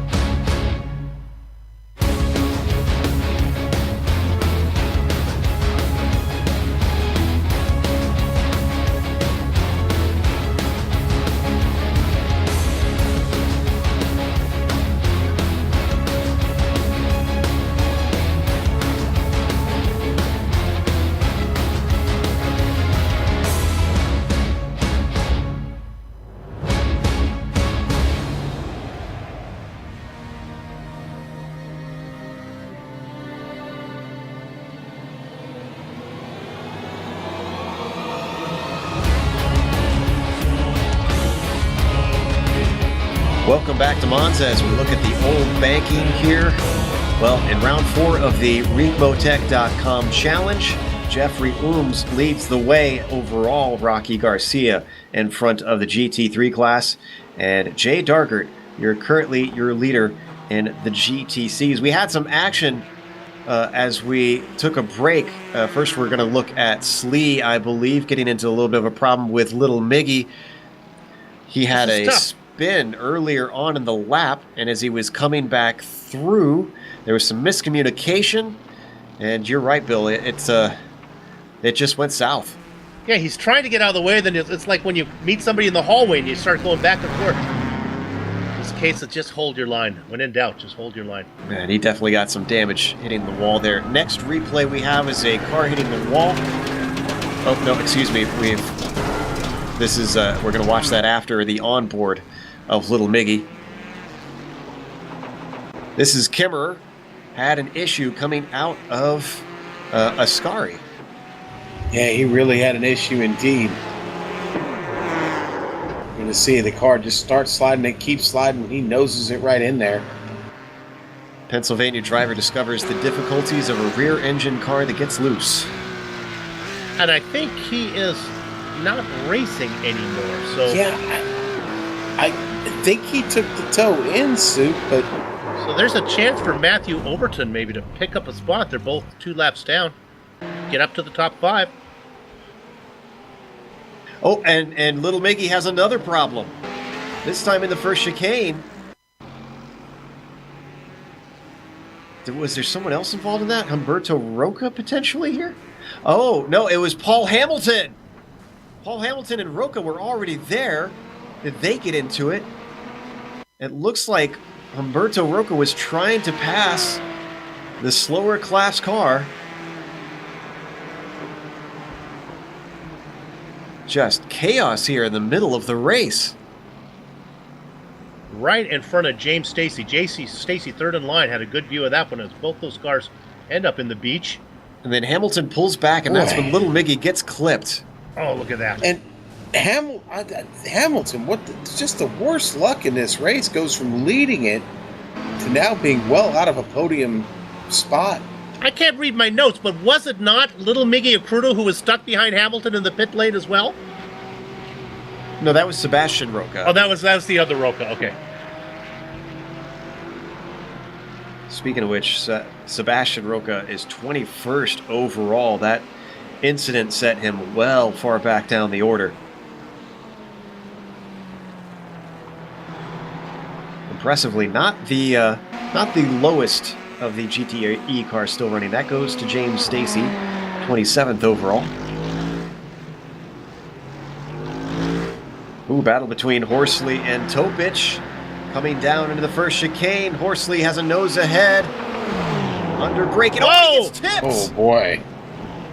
Clatters over the curbs, comes to a halt. That's He's going to have to get the time back.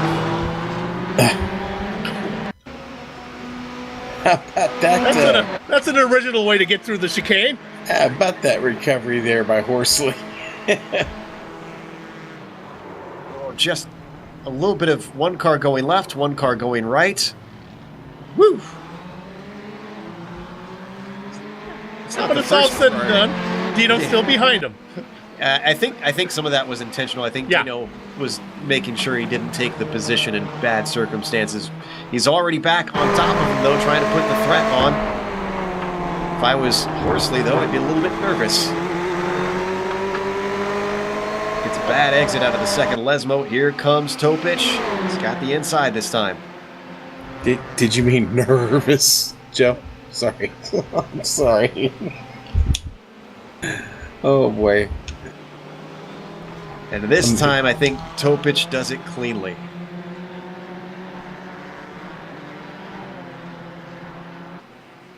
So that's going to move Dino up into the top 5 here. After starting 8th, a few good positions gained by the number 46 Ferrari. Guys, did we miss something? Did Dargert get the lead in the... Wasn't Johnson ahead? He had the lead when we came back from break. Okay. Yeah, Dargett took that lead from Johnson while we were in break, actually, and we didn't talk about it, but yeah, Dargett is now in that lead. Now Dargett's got a few more laps on his car than Johnson and Workman behind him. He's going to have to deal with a little bit of traffic as we switch over to Johnson. Dargett was being overtaken by Victor Tanaka, and the next up, Dexter Castro is going to try to weave his way through.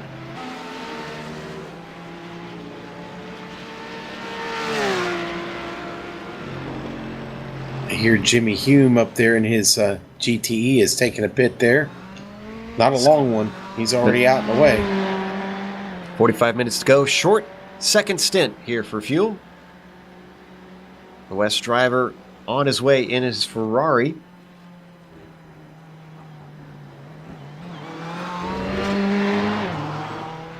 Berto Roca starting to catch up to Andrew Horsley.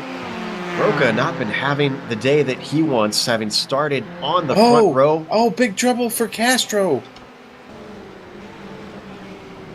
Car going very slow.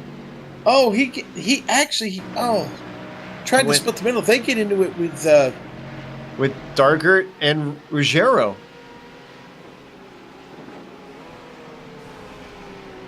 Oh, tried to thread the needle. Castro looks to try and make it through wide there in the middle, and you're going to see contact with Dargett coming down the straight here. Ruggiero slow there on the left.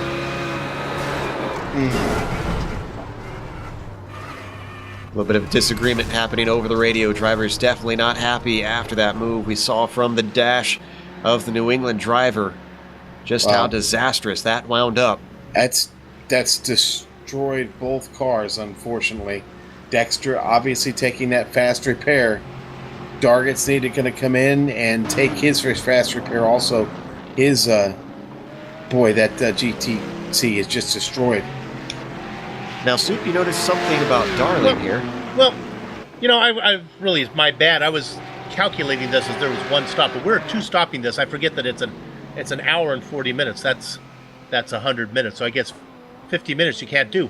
Darling has a chance. Remember, he had to take that early stop. He could have taken this flash and go. He might still be on pace here with these guys. Could be. I was thinking that he had to take a second stop, but I think the first one might have been in a two-stop window. Sean, do you see what I'm saying on that? Does that kind of make sense? Yeah, I do. We know the Ferrari, though, can get a little bit more fuel mileage than everybody else. That's at least what we've been led to believe. Bit of a battle for fourth position in the GT3's Lewis Mercado's got Drew Lidke in his rear view mirror as they come back onto the front stretch. And they're going to be catching up to the new leader in the GTC class, Scott Johnson. Man, there's been a lot of leaders down there in that class. Yeah. It's not a good place to be, really. Seems to be the cursed position, but right now, strong under the brakes for Mercado. Manages to hold off Lidke, comes back to the racing line. I did not expect him to come back with that degree of fervor into the braking zone of the first chicane. It's not over yet, though, as Lidke gets the run with the slipstream helping him. A little bit of a bobble off to the right for Mercado as he realizes he's coming through. This time, though, much stronger for Lidke. Gets himself to the first apex and to the second apex and denies him that position.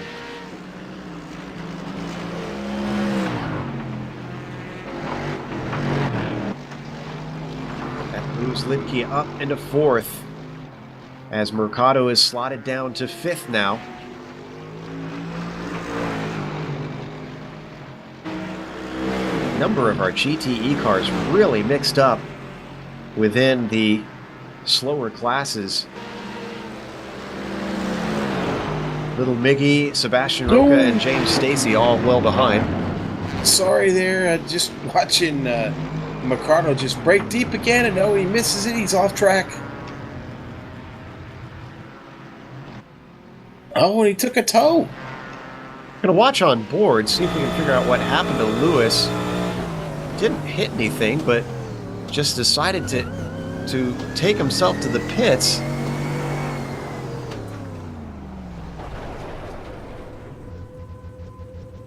Boy, trouble with Bart Workman. Yeah, now. my goodness. Golly.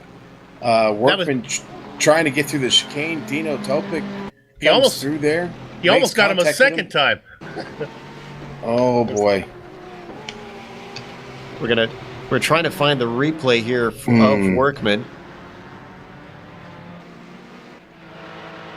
Boy, that I don't know if I want to say what this looks like, Sue. I'll let you call it. I'm kind of thinking the same thing, Sean.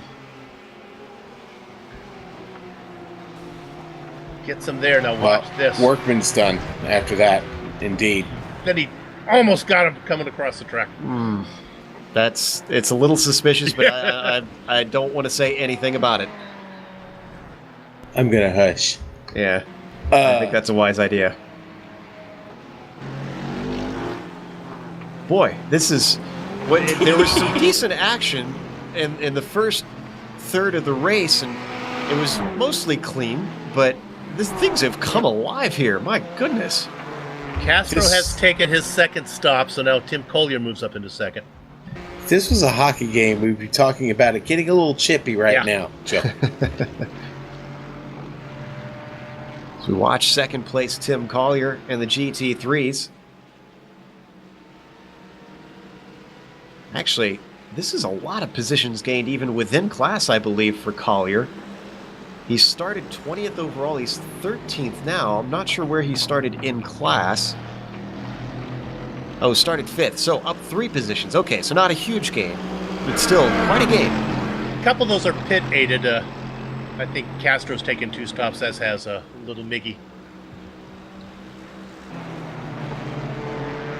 Roca and Topic at it again. Remember, Humberto trying to climb his way back forward after some problems set him back. Started in second, now fighting for 4th. Topic trying to get it back from him.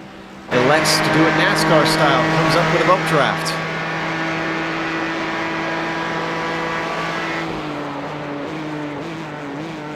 Right on board with Roca. Ooh, big slide down into that first apex.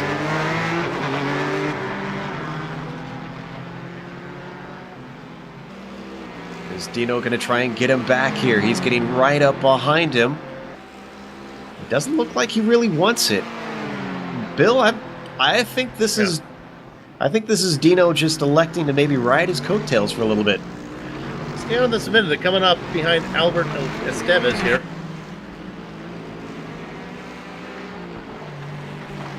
Now, again, Roca had that damaged car, but we don't know if he took his fast repair last time in or if he wanted to save it. Yeah, there it is if you want it now, Dino. Well, if he can weave through these two, that's part of the problem. Dino almost going over into the grass. It looks like Roca is going to slot behind and let him have the position. Woo! Coming in way hot into Ascari. Both of them managed to navigate, although Dino nearly goes off track in the process.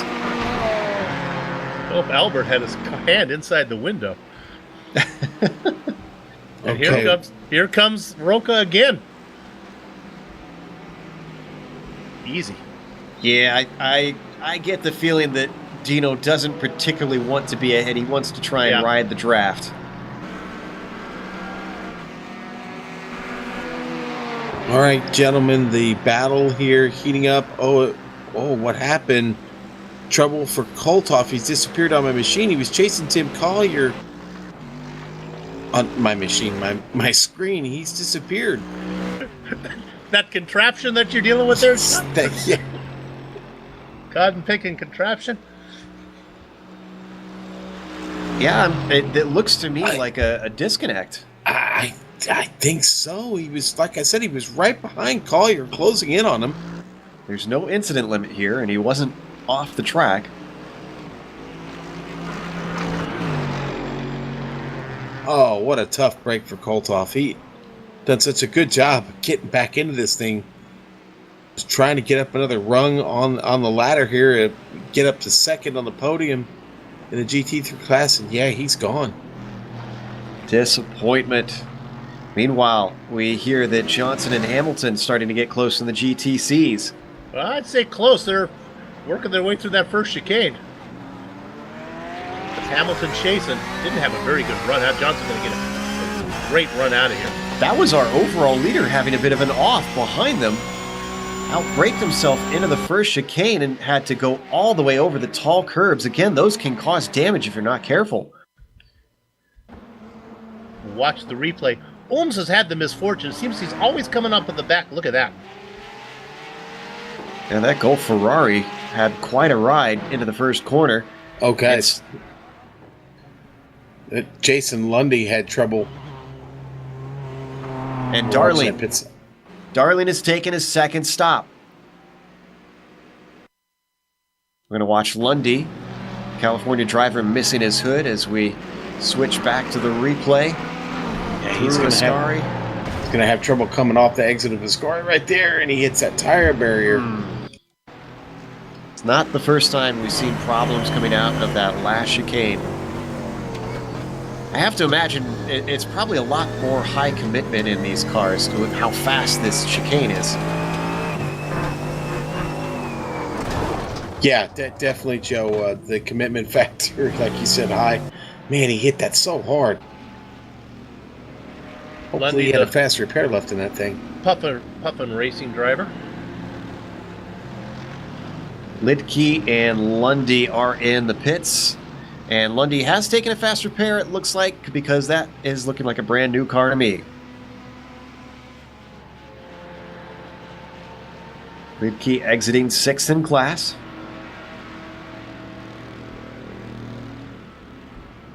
Hamilton making a move. Hamilton just got around Johnson for that pass going into the first chicane. But he smokes him. And he gets over it back. Under. Johnson, and bad onto the power for Hamilton, spins him up. This has been a race to forget. Took it in hotter than desert sand here. Couldn't get it woed up. Car looked like it was breaking on sand the way he shot through. And Johnson's so lucky here.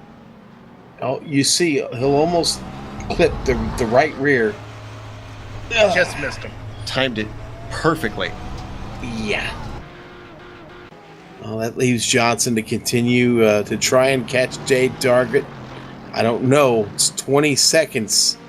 It's a bit of a gap, guys. Here we see Dargett. Hamilton with another off through the first Lesmo. Didn't even get back on until the second Lesmo. And Johnson's had a second pit stop already, actually. Now looking at this, 20 seconds, that might put him in good position here.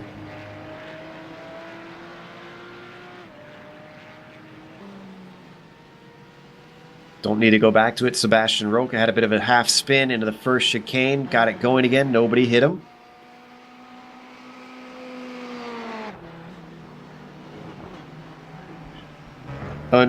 Is Paul Darling in for a second time? Oh, no. Paul Darling has a spin in the first Lesmo. I think this was driver error, a little bit offline, into the marbles. You can see the rear of that Ferrari refuses to grip.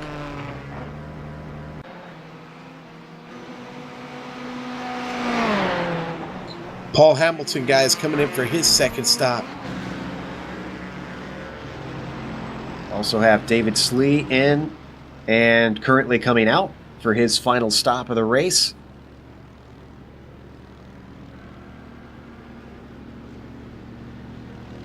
Miguel Alcrudo still trying to work his way back through things. He's caught up to Robert Tarbox. This is a battle for 7th. So, Sean, that Johnson-Hamilton fight we were looking at really was a bit misleading, right? Because Hamilton still needed to make that other stop. Johnson already made his. Right, he did. Exactly. You are right about that. Now, I think the drama is going to really come with what Jay Dargett's got to do up there from the point in the GTC class. He still needs a pit stop. Slingshot going to happen for Robert Tarbox here as they come onto the front stretch. Oh, no, he's going to elect to stay behind. had the run, but lifted down the straight. So give 7th to Miguel Alcrudo. Sean, I think Scott Johnson is going to inherit the lead when Dargett comes in. I don't think he's far enough in front. Do you see damage on Dargett's car? Because I don't see a hood. Remember he had to come in for his second stop, I think because of the incident with Dexter Castro. No, he didn't come in. That's what I'm saying. Oh, really? Yeah, Dargett continued to stay on track, and that car is still showing. Got all the of his damage. stripes. All of his stripes, but he's short a couple stars. I think so. And he is still Scott Johnson's. He's gaining on him, but it's still 16 and a half seconds. But he has another stop to make, doesn't he? Yes, he does. Yeah, he's going to have to come in. So he's continuing to stay out and fight off the inevitable, which is Scott Johnson's going to pass him unless Scott Johnson has trouble. Well, I mean, and look what's going on screen here. I mean, Scott's in a hornet's nest right now. Yeah, that's Victor Tanaka and Rocky Garcia. Those two are not fighting for position, as he's given just a car's width on the entry into the second Lesmo, and now it looks like Rocky is going to be able to get by cleanly. Tanaka now your second place in the GTE class. Yet to stop, though. 25 seconds behind Ooms, and Ooms hasn't stopped yet either. Roca also, Topic. I'm seeing Darling, Alcrudo, Tarbox, and Hume are the only ones who have taken their second stop. Darling leading all of those guys who have. Less than half an hour to go here at Monza. Again, you're watching the Ricmotech.com challenge. It's round 4 here today.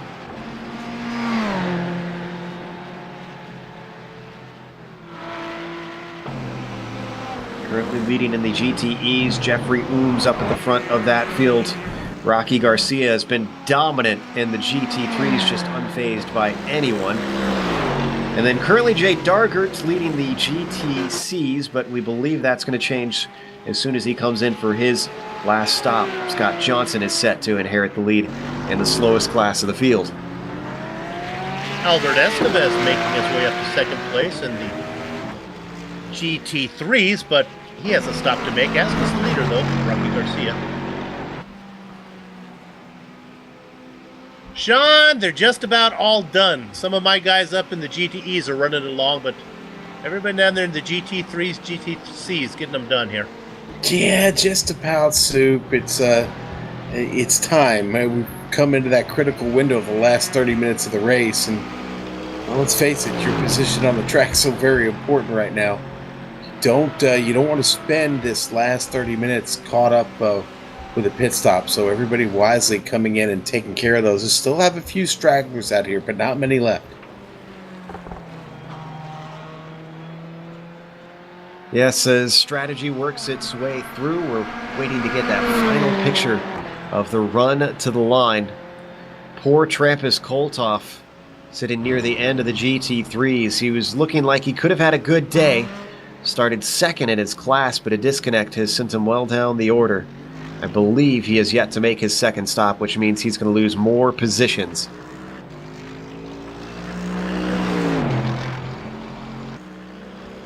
They're good to have him back.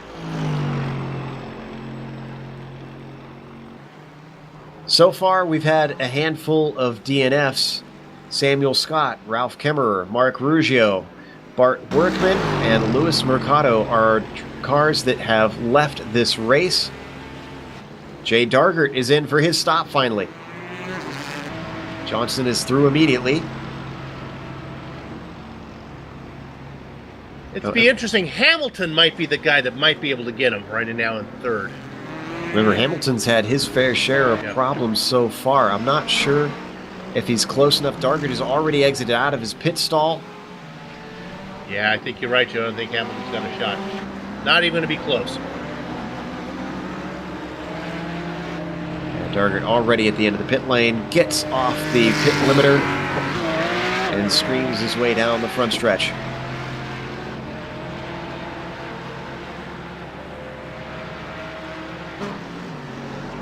Well, One, he two, three, continue four. to fight for second here. How about fourth in this class, Matthew Overton? He's got his 2 stops under his belt. He's good to go. Haven't really given a lot of screen time to Overton. Maybe a nice quiet run to a top 5 for Matthew. About 15 seconds ago, Ricardo Perez just nosed the car into the wall hard. Let's see how this went down. He's coming into De La Rogia and looks like a little bit too much curb on that first apex, lost him control. Riding on board with Ricardo. Just letting some traffic through. Wonder if maybe that got a little bit of dirt and gunk on his tires. It looks like it wasn't even the curb. He started to lose it even before turning. All right, our leader in the GTEs has come in for his stop. He's already exiting the pit lane now. Didn't even lose second place as Humberto Roca is well behind. Victor Tanaka inherits the lead, but he's going to have to pit. You know, Joe, every once in a while we get a new name that shows up here at GSRC, and Jeffrey Ooms is one of those guys. We see him in the Autobahn series, and now over here. This guy's good. He's already got a win under his belt. He won at Laguna Seca in the last round here in the Ricmotech.com challenge. And yeah, we were talking about when's he going to get a win over in Autobahn. It looks like it could be soon. Well, over here, he's going to get another notch on his belt. Joe, or even Soup, have you guys noticed some of the sand buildup on this track? It's amazing. Oh, yes. Dexter Castro with trouble, guys. Castro with a spin. Ooh. It was a decent day for Dexter for most of the day. Yeah. More than a spin. He nosed it in hard. He did, and that was out of was that De La Rogia? Yeah, De La Rogia. He loses it, noses it in, gets it back going again. Yeah, looks like a little tank slapper caught him out. Speaking of tanks, those BMWs are built like a tank, but boy, that's a hard hit for that car. Not since he nosed it in too. It's not going to help his top end. He's got to survive with it for 23 more minutes. You can see he's already down to 5th, unfortunately.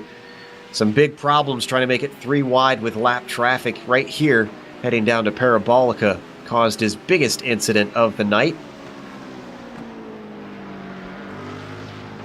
He's got about 16 seconds on Drew Litke. He has to hang on to that with 23 minutes left. Sean, the last thing the BMW needs is front end damage to slow down straight line speed even more. You're absolutely right about that. Humberto Roca is in the pit, guys. It's coming down the lane now. It's going to hand a position back to Paul Darling, slowly climbing up the order. Darling currently 3rd, but he should inherit 2nd once Victor Tanaka finally comes in for his last stop of the day. The tank's not staying out. He's not staying in. He's going to stay out. Dexter Castro continuing on in that 5th position. Trying to see if he can hold back that 16-second gap over Litke. I'm not seeing the number coming down at the moment.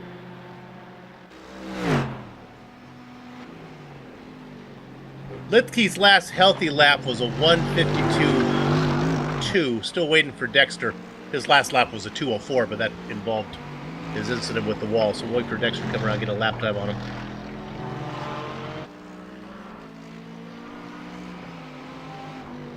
Interesting to see the spread between the different types of cars, at least in the GTE class. Of course, we only have one of the second type of car in the GT3, so hard to gauge that. But up front, it's pretty much all Ferraris until you get to 5th with Miguel Alcrudo. Now getting around Castro. Crudo finally clears him.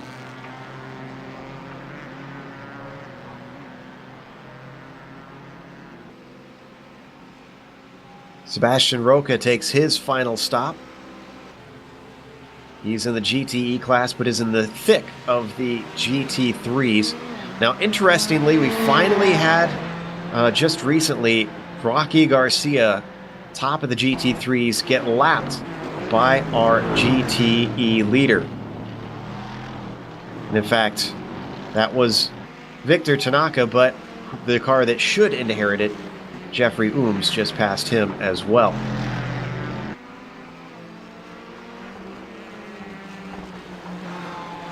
That leaves only GTE cars on the lead lap now. Tanaka's got a 14-second lead to Ooms. That's going to disappear when he makes a stop. But a 40-second lead to Darling in fourth. I think he's in third. I think the tank should be able to get in and out before Omai comes around. Tanaka is coming up to the Parabolica now. Let's see if he finally elects to come in. Oh! Is that Sebastian Roca?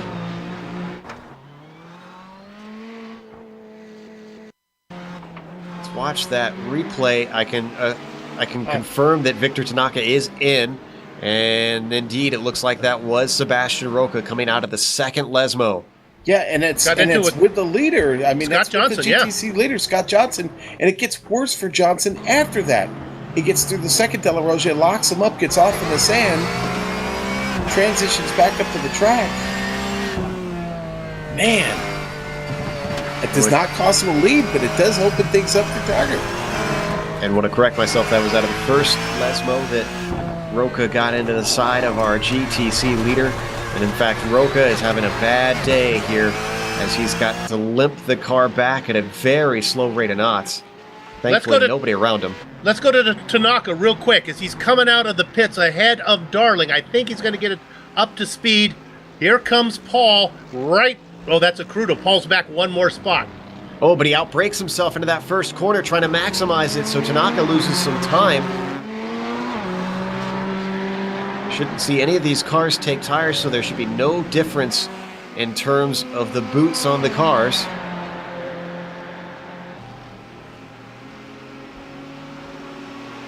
So that's a real battle now. Tanaka with about 2.2 seconds on Darling, but he's got a buffer of little Miggy and Crudo between them. Meanwhile, Andrew Horsley has come in for his final stop in the GTEs. What is going on in the pit lane for Horsley, though?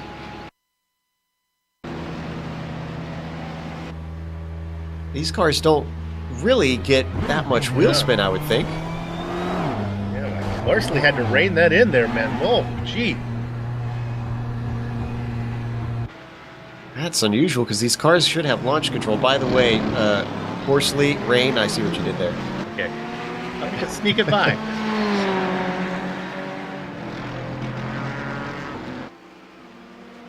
All right, so we've got a feel for our order. Ooms leads, Tanaka second, but only by a second and a half over Paul Darling, rounding out the podium in the GTEs. Humberto Roca has got himself up to fourth with the highest competing Ford. And then Jimmy Hume currently sits in fifth. What's our top five, Sean, look like in the GT3s? Well, much of the same for Rocky Garcia. He's still the big leader there in the GT3 class. And he's got a stranglehold on it right now over Tim Collier. Collier, the second place car. Man, there could maybe be a race between him and Estevez before we get done. Estevez in third, Jason Lundy in fourth, and then Dexter Castro's had a pretty rough race, unfortunately for him. He sits in that fifth spot right now. Before we go to the GTCs, let me follow up on Dexter Castro, the lap times. Remember, he nosed it into the wall. He put in a 151 his first real lap, Litke a 152, so I think Dexter's got the pace to stay out in front. All right, let's get down to the GTCs, where it is Scott Johnson out in front of Jay Daguerre. Now, the question is, did Johnson pick up any damage when he had that last incident right now? He is up, even if he did, he's up by 32 seconds. I think Daguerre feeling pretty good in second position. Paul Honeybake Hamilton running in third, about a minute and a half plus on Matthew Overton in 4th. And then I guess the next driver would be all the way down to Mark Workman. Is that what our director has there? I believe it is. In 5th. And Missed the first chicane, it looks he's like. taken a little commentator's curse there, so wave at your family. Those cones have to serve a purpose. Jeez. So rude. Gonna have to send the marshals out to put him back. Guys, Rocky Garcia in the pits. This is our leader in the GT3s, yeah, and Tim Collier currently holding down second. But to give you an idea of the gap, Collier is only just now coming around Curva Grande as Garcia pits. Minute and 41 on my timing and scoring. Rocky could have a ham sandwich. Nope, he's not going to wait. I think he had a quarter of that sandwich there, Sue. He exits the pits and returns. We'll get an idea of the gap once he gets up to speed. Now down to 15 minutes left on our clock.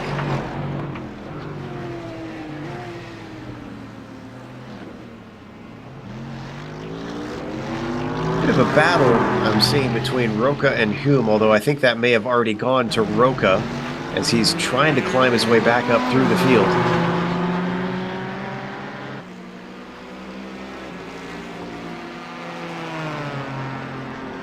If you're wondering about Rocky Garcia, he's from Argentina. Racing for Positive Sim Racing. Interesting. Do they have their own club, or did you? No, they list their country in the stats. Gotcha. Missed the first 2 races, picked up a win in his only event so far. He's going to be perfect, 2 for 2. You might want to get an onboard of our second place GTE from just a moment ago, because Tanaka having to go pretty wide around Jason Lundy out of Ascari. It's the last thing you want when you're 15 minutes from the end looking at a podium. Look at this. Yeah, but you wonder why he's in such a hurry. There's a real battle. He's got Darling behind him, and Darling's coming. Indeed, Darling is putting the pressure on. Maybe it's why we're seeing these sorts of moves from Tanaka as they come down into the break into the first chicane. They do have Lundy in between them at the moment.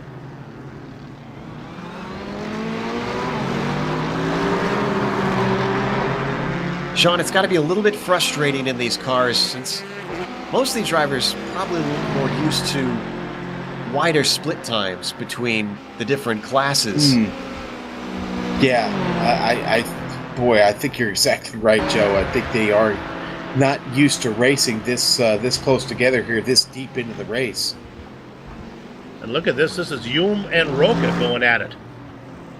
Roca Side by on the inside now. Go ahead, Joe. And wow, look at the run off that first chicane for Jimmy Hume. That Gulf liveried Ferrari gets the power down nice and smooth, and Roca has to come back at him if he wants it.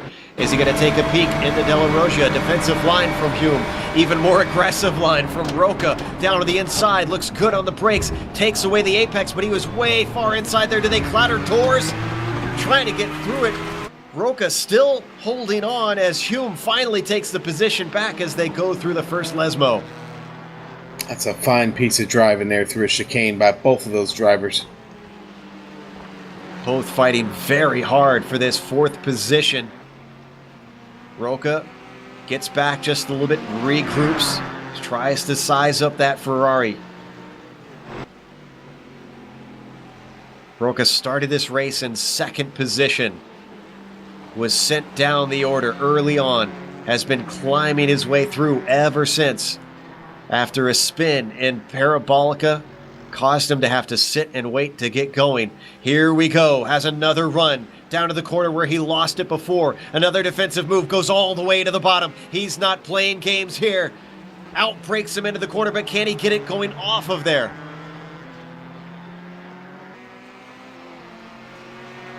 Going to be a draft opportunity once again for Hume. Slots in behind.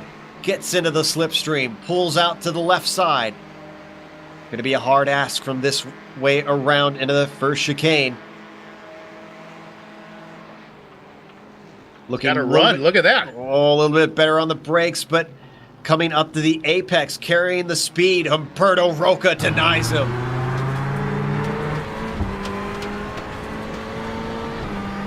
Oh, and Darger gets into it with Oh boy. Robert Tarbox. Yeah, and he misses the braking zone and gets into Tarbox. You're going to see it here on the replay. It's not quite a center punch, but a punch indeed, enough to send Tarbox riding off into the sunset there in well off the track. Both cars don't suffer too much damage from that. Able to keep going. Or even lose a position, I don't believe. While we were watching that, Hume stays behind, lost a little bit of time losing grip out of De La Rosa, but once again, the draft starting to bring him back to the Ford of Roca. Oh, and look at second place closing in. Yeah, not quite as hot as the one we've been watching back there between Roca and Hume, but still just as good. Although I think Darling is just kind of minding the gap right now. He's going to run out of time to try and make the overtake. Only 10 minutes on the clock. Looking at roughly 6 laps to go. GT3 leader right in front of him, guys. Rocky Garcia coming across the start-finish line. That's that battle for position behind them for 4th. And GTE's Roca goes to the inside, Hume to the outside. We've seen this story before. How's it going to play out? Oh, the traffic could play a number in this as they almost bang doors once again. The apex goes to Roca in the second half. And Rocky pulls off to the left, well to the side, seeing the battle going on here, letting them through.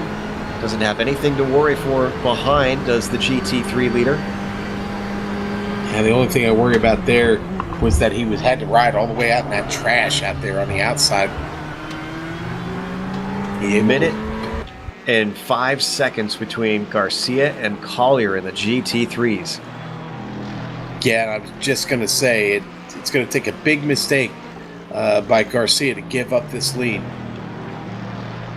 Well, we've seen some incredible things happen with our top runners in GTC at least, so I would not say this thing is sealed up yet. No, I wouldn't say it's sealed up yet either. It's certainly not sealed up for Collier. He's got Albert Estevez just behind him. Estevez was just a little bit better on that last lap.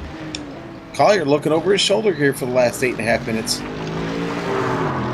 Estevez having another one of those quiet runs. Sean sitting on the podium with a shot at second. We haven't really talked about attrition. We've lost a few cars, but not a lot. But the one class that seems to be hurt the worst is GTC. I'm seeing only 4 cars left, I believe. 5. Workman's still on track, actually. Well, I guess you could say he's on track. He just kind of was in the dust. Yeah. Now he comes back. There he comes back on, bringing some of the beach with him. You can see that rear wing not looking in the best of shape on that PSP Porsche. Better go to P2. Darling is as close as he's been, maybe 2 car lengths back now. We've actually got a pass happening right now between Hume and Roca, though. Coming into De La Rosa as their side-by-side cars sliding, trying to find grip. Roca once again managing to get ahead, but boy, are these two fighting fierce. Got to go to P2. Here's the move by Darling. Looking around the outside of Tanaka, stays defensive, down to the parabolica, gives him just a car's width to the outside. It's going to be a drag race down the front stretch. Trying to slingshot around the outside. Paul Darling has been running a smooth and calculated race. What can he do with Tanaka? They've got a little bit of traffic ahead of them in the form of Hebron. Look at how close they're racing. No fear between these two Ferraris. Darling with a nose ahead, but on the wrong side for the first apex. Can he hold on around the outside? Oh! He tips him! Almost turns him around. Trying to hold on to it. Tanaka goes into the grass. He lets him back ahead. The battle continues. We're going to watch on board Darling on our replay. Brave under the brakes, tries to hold it. And unfortunately, it looks like Tanaka maybe squeezed him a little at that second apex. As we come back live, Darling's still holding on to him. Oh, and Jimmy Hume's in the pit. Jimmy Hume has come into the pit from 4th, and Al Crudo is well back. Did those two get together? I'm almost thinking maybe short-filled it. Well, why did... Oh, excuse me, it wasn't Al Crudo, it was Roca they was fighting with. Right. I'm sorry. I got confused there. But Jimmy Hume, unfortunately, miscalculates his fuel, and what looked like it could have been a 4th place has now turned into 8th. Good news for Dino Topic. Is he going to pick that up? Miguel Crudo, Andrew Horsley going to get those spots. Boy, things are heating up here in the GT3 class. Estevez has climbed the mountain. Now under a second behind Collier. Come down the front straight to the first chicane. And I'm sorry, but we have to go to 2nd place overall once again, because Darling with the run. We've seen this move before. He breaks a lot earlier this time, though. Doesn't attempt too wide this time through. Is he trying to get the run off the corner as he gets the power down? And they're about even.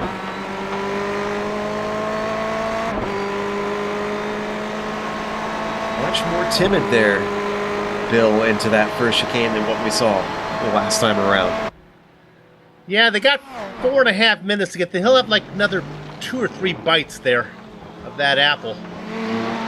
A lot of curb Look on at that this. second apex for De La Rosa, and he knows it. Tanaka goes defensive, but look at how dirty the line is. Manages to slow the car up. Coming off the corner, though, and over-under as Paul Darling finds his way inside into the second Lesmo. Can't keep the speed through. Tanaka! Wow. What a move!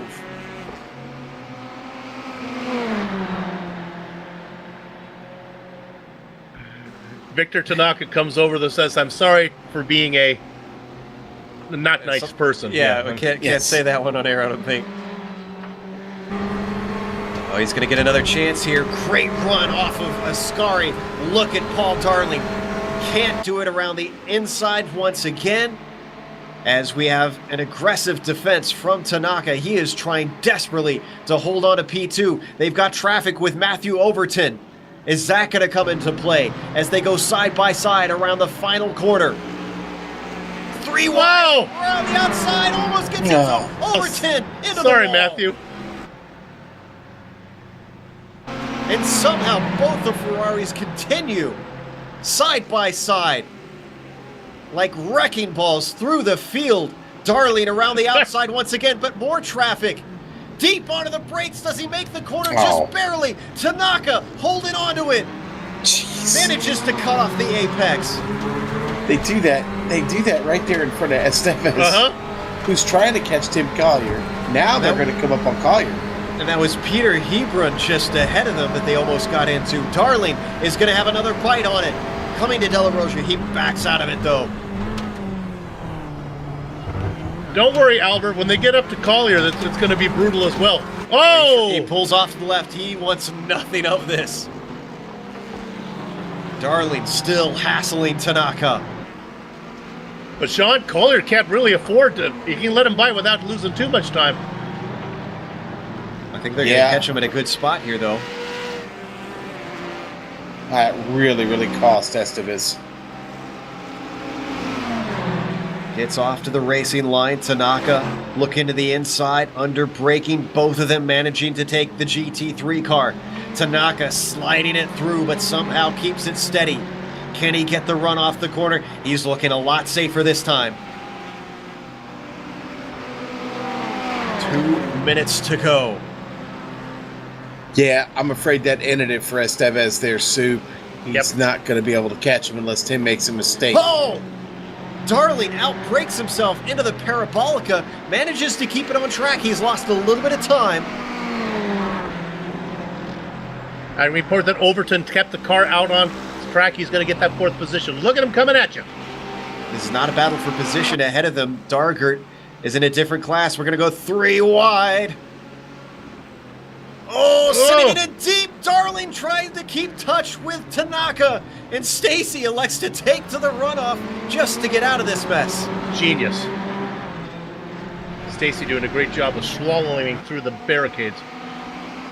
Tanaka holds on to that 2nd place. Jeffrey Ooms is on the white flag. How about Dargett just staying in that, man? Brave stuff from everybody to manage to get through that without any contact made. Here we go up to our leader. The Canadian has just a few more corners to go. We'll get back to our battle for 2nd any moment now. But we have to call the win for Jeffrey Ooms, who has looked almost infallible. The Puffin Racing Ferrari has been unfettered the whole race as he comes up to Parabolica.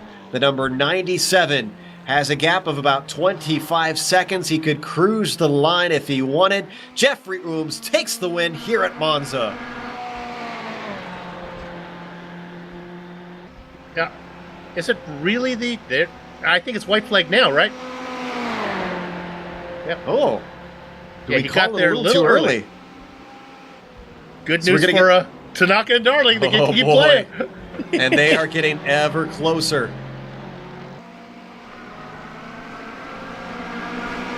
Coming down the front stretch, the slipstream is going to go to Darling.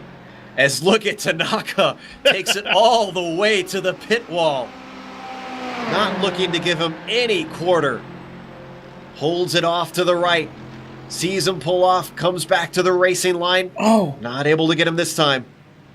Estevez has to come in the pits, guys. Oh. Oh. And is that going to give Dexter Castro a podium here? Probably not. He's about 20, now. 25 or 26 back. This will be fast for Estevez. Castro in Parabolica now.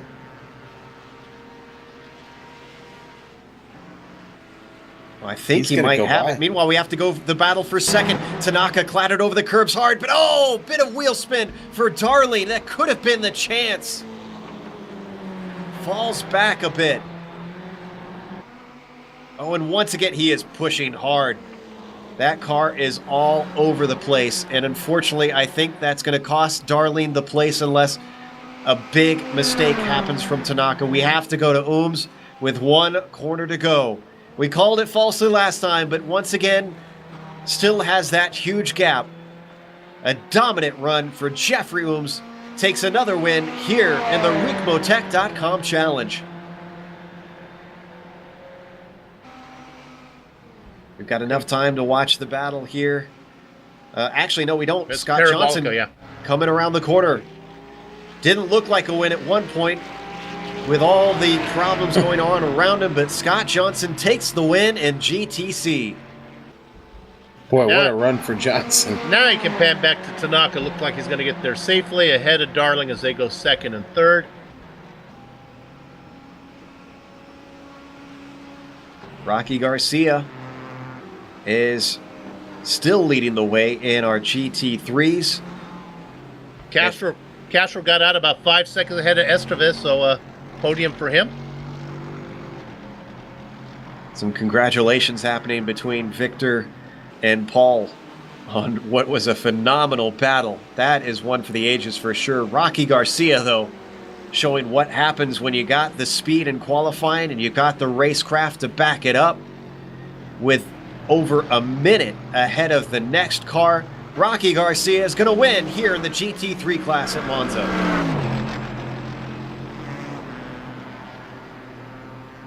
With that, we're going to go to a quick break here on the Global Sim Racing channel. We'll come back with the unofficial results as well as driver interviews, and on the screen we're going to have all the upcoming races here on GSRC.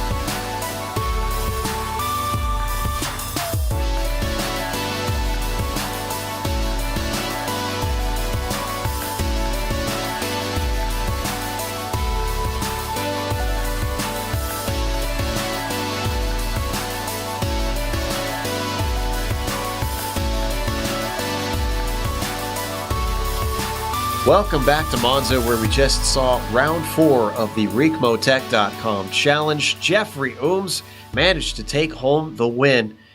However, the eyes were all on Victor Tanaka and Paul Darling, who took second and third respectively. Boy, the final 5 laps were something to behold between those two. Umberto Roca followed them home in fourth with a recovery drive after a spin early on. Dino Topic rounds out the top 5. Miguel Alcrudo, not the best day for him, finishing 6th overall. Jimmy Hume, a late race pit for fuel, sent him back to 7th. Andrew Horsley finishes behind him in 8th, climbing from 15th. What a run for Horsley. Robert Tarbox comes home in 9th with Peter Hebron in 10th. And then rounding out our GTEs who finished on, at least within the lead group, is Tiny Miggy, finishing in 11th. That's you, Sean. Oh, my bad. Rocky Garcia, of course, is going to finish first in the GT3 class today, followed by Tim Collier in second. Dexter Castro is going to manage a podium finish somehow in that BMW. He'll get that third spot. Albert Estevez, 4th. Drew Lidke, 5th. David Slee, 6th in the GT3 class. And Liam Park going to finish 7th. 8th going to go to Jason Lundy. 9th, Trampus Koltoff, who had some connection issues. And Luis Mercado going to finish 10th in those GT3s. Then we go to the GTCs. Now, just ahead of the leader is James Stacy. He finished 19th. That's a GTE driver. Scott, it was kind of who wants it? Somebody take it. Scott Johnson raises his hand. He gets the win.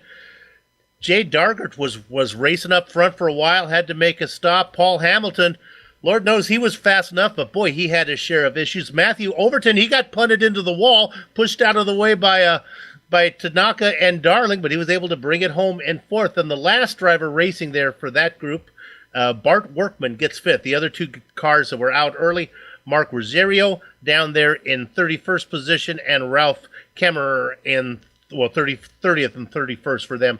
Did we mention Lundy and Roca, Kartoff, Perez, Mercado, and Scott? Round out your field.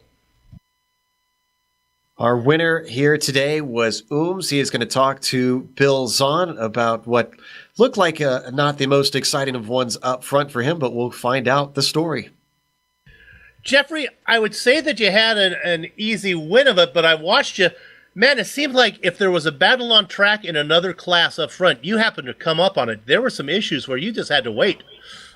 Yeah, exactly. Being out front like that isn't always as easy as it looks. For the last about 15 minutes there, too, I thought I was going to run out of fuel, so I had to fuel save pretty hard. But luckily they were battling behind me. They weren't able to really pull up at all, and I kind of got away with one there. So.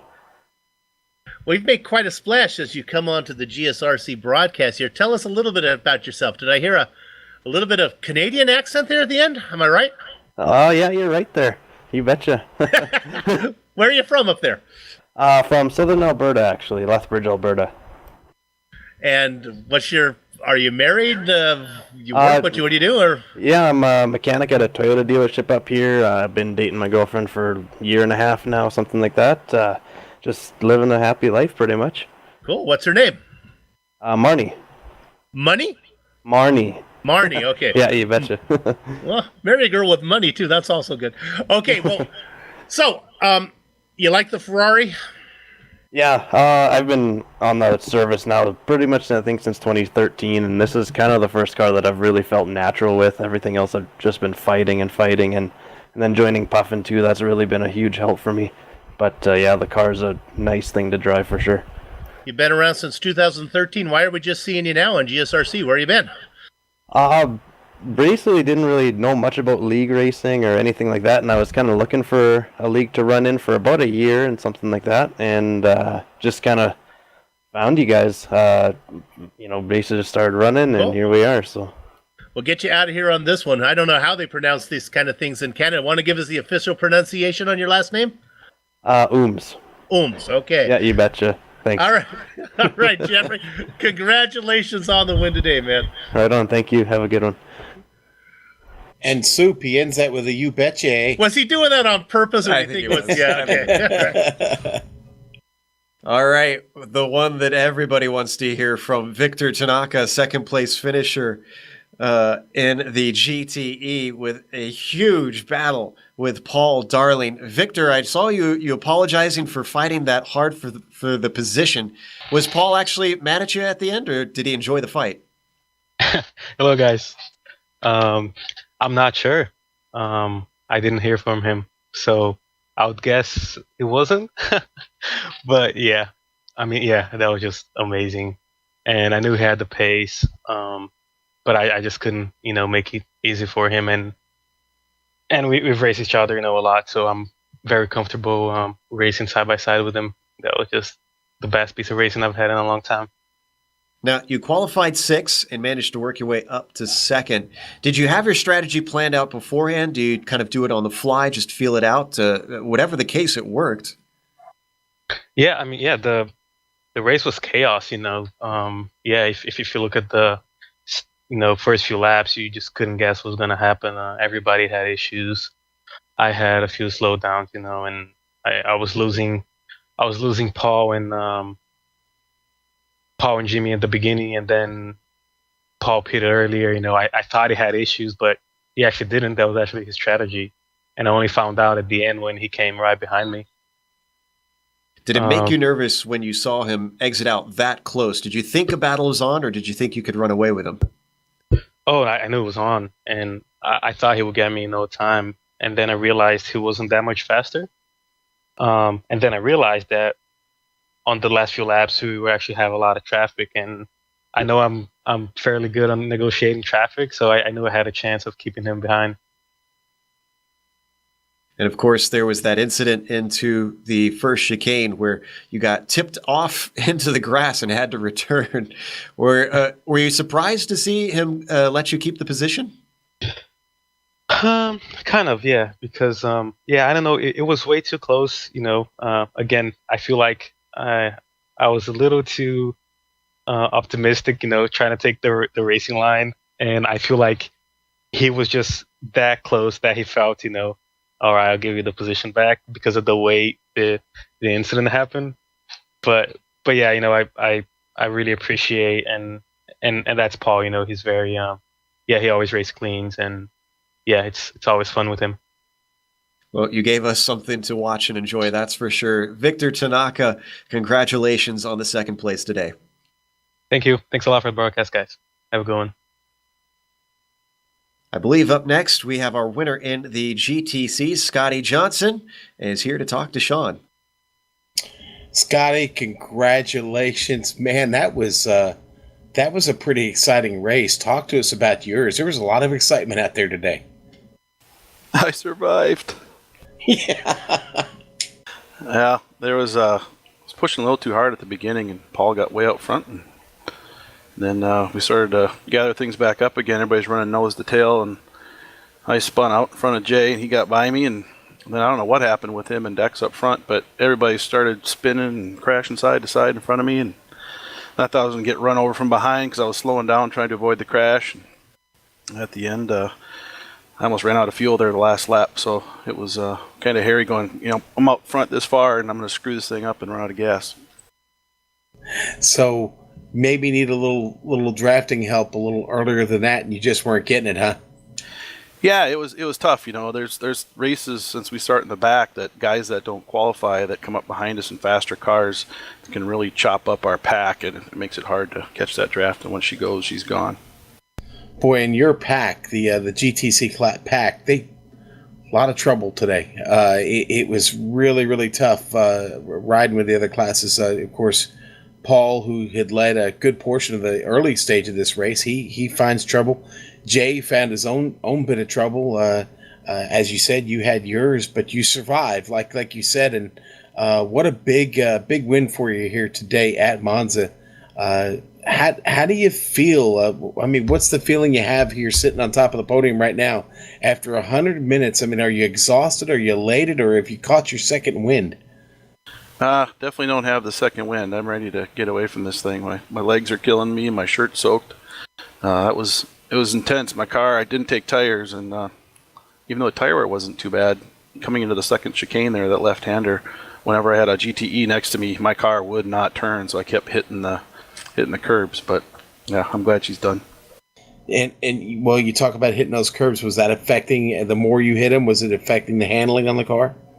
A little bit. I thought the tires were going away, and they actually weren't too bad. But when I got done, I noticed my spoiler was all bent up. So that had to have been from that. Or I know when Paul spun out the one time, I think he just caught my rear end. So I don't know if it came from that or what. Boy, and we caught that on the replay. It looked like he did clip you. It was so close, and that might have been where you picked up that wing damage. But hey, listen, Scotty, congratulations again. What a great race. It was really fun to watch today, man. Congratulations. Thanks, Joe. All right, well, that was the winner in our GTC class, Scotty Johnson, Midwest driver. Scores him a big one today, Joe. Absolutely, and we have third place finisher in the lone BMW, Dexter Castro, to talk to us about a race that unfortunately didn't go to plan, but still managed to salvage that podium. Dexter, it looks like you did manage to mend things with Dargert post-race. Yeah, really. I mean, I when it first happened, when I was in the car, a little bit of tunnel vision, I really thought he was squeezing me over for some inexplicable reason, because that's what it looked like from my cockpit. But as it turned out, it was actually the other car that was drifting over. So my apologies to him. I mean, there was a little more room to his right, but I mean, he left enough room. It was just a matter of the gap just disappeared. Unfortunate thing that happens in multi-class racing. Speaking of which, it seemed like traffic was a bit hairy for each of the cars. Is it difficult with the lap times being so close between the classes? I mean, I don't know that it's particularly difficult. I actually really like it when the classes are close together. I feel that I tend to work through it, pretty well, and I always feel like I can make time in traffic when it's close together. When it's just very clear, you can still be smart about it, but it's a lot tougher to make time in the traffic. Well, I guess you still can by just still being smart about it, but it's the same thing. It's just a bit different. I don't know. I don't really find it to be too much tougher. Obviously, coming into this, you led the championship points. I believe you should retain that with this third place, minimizing the damage.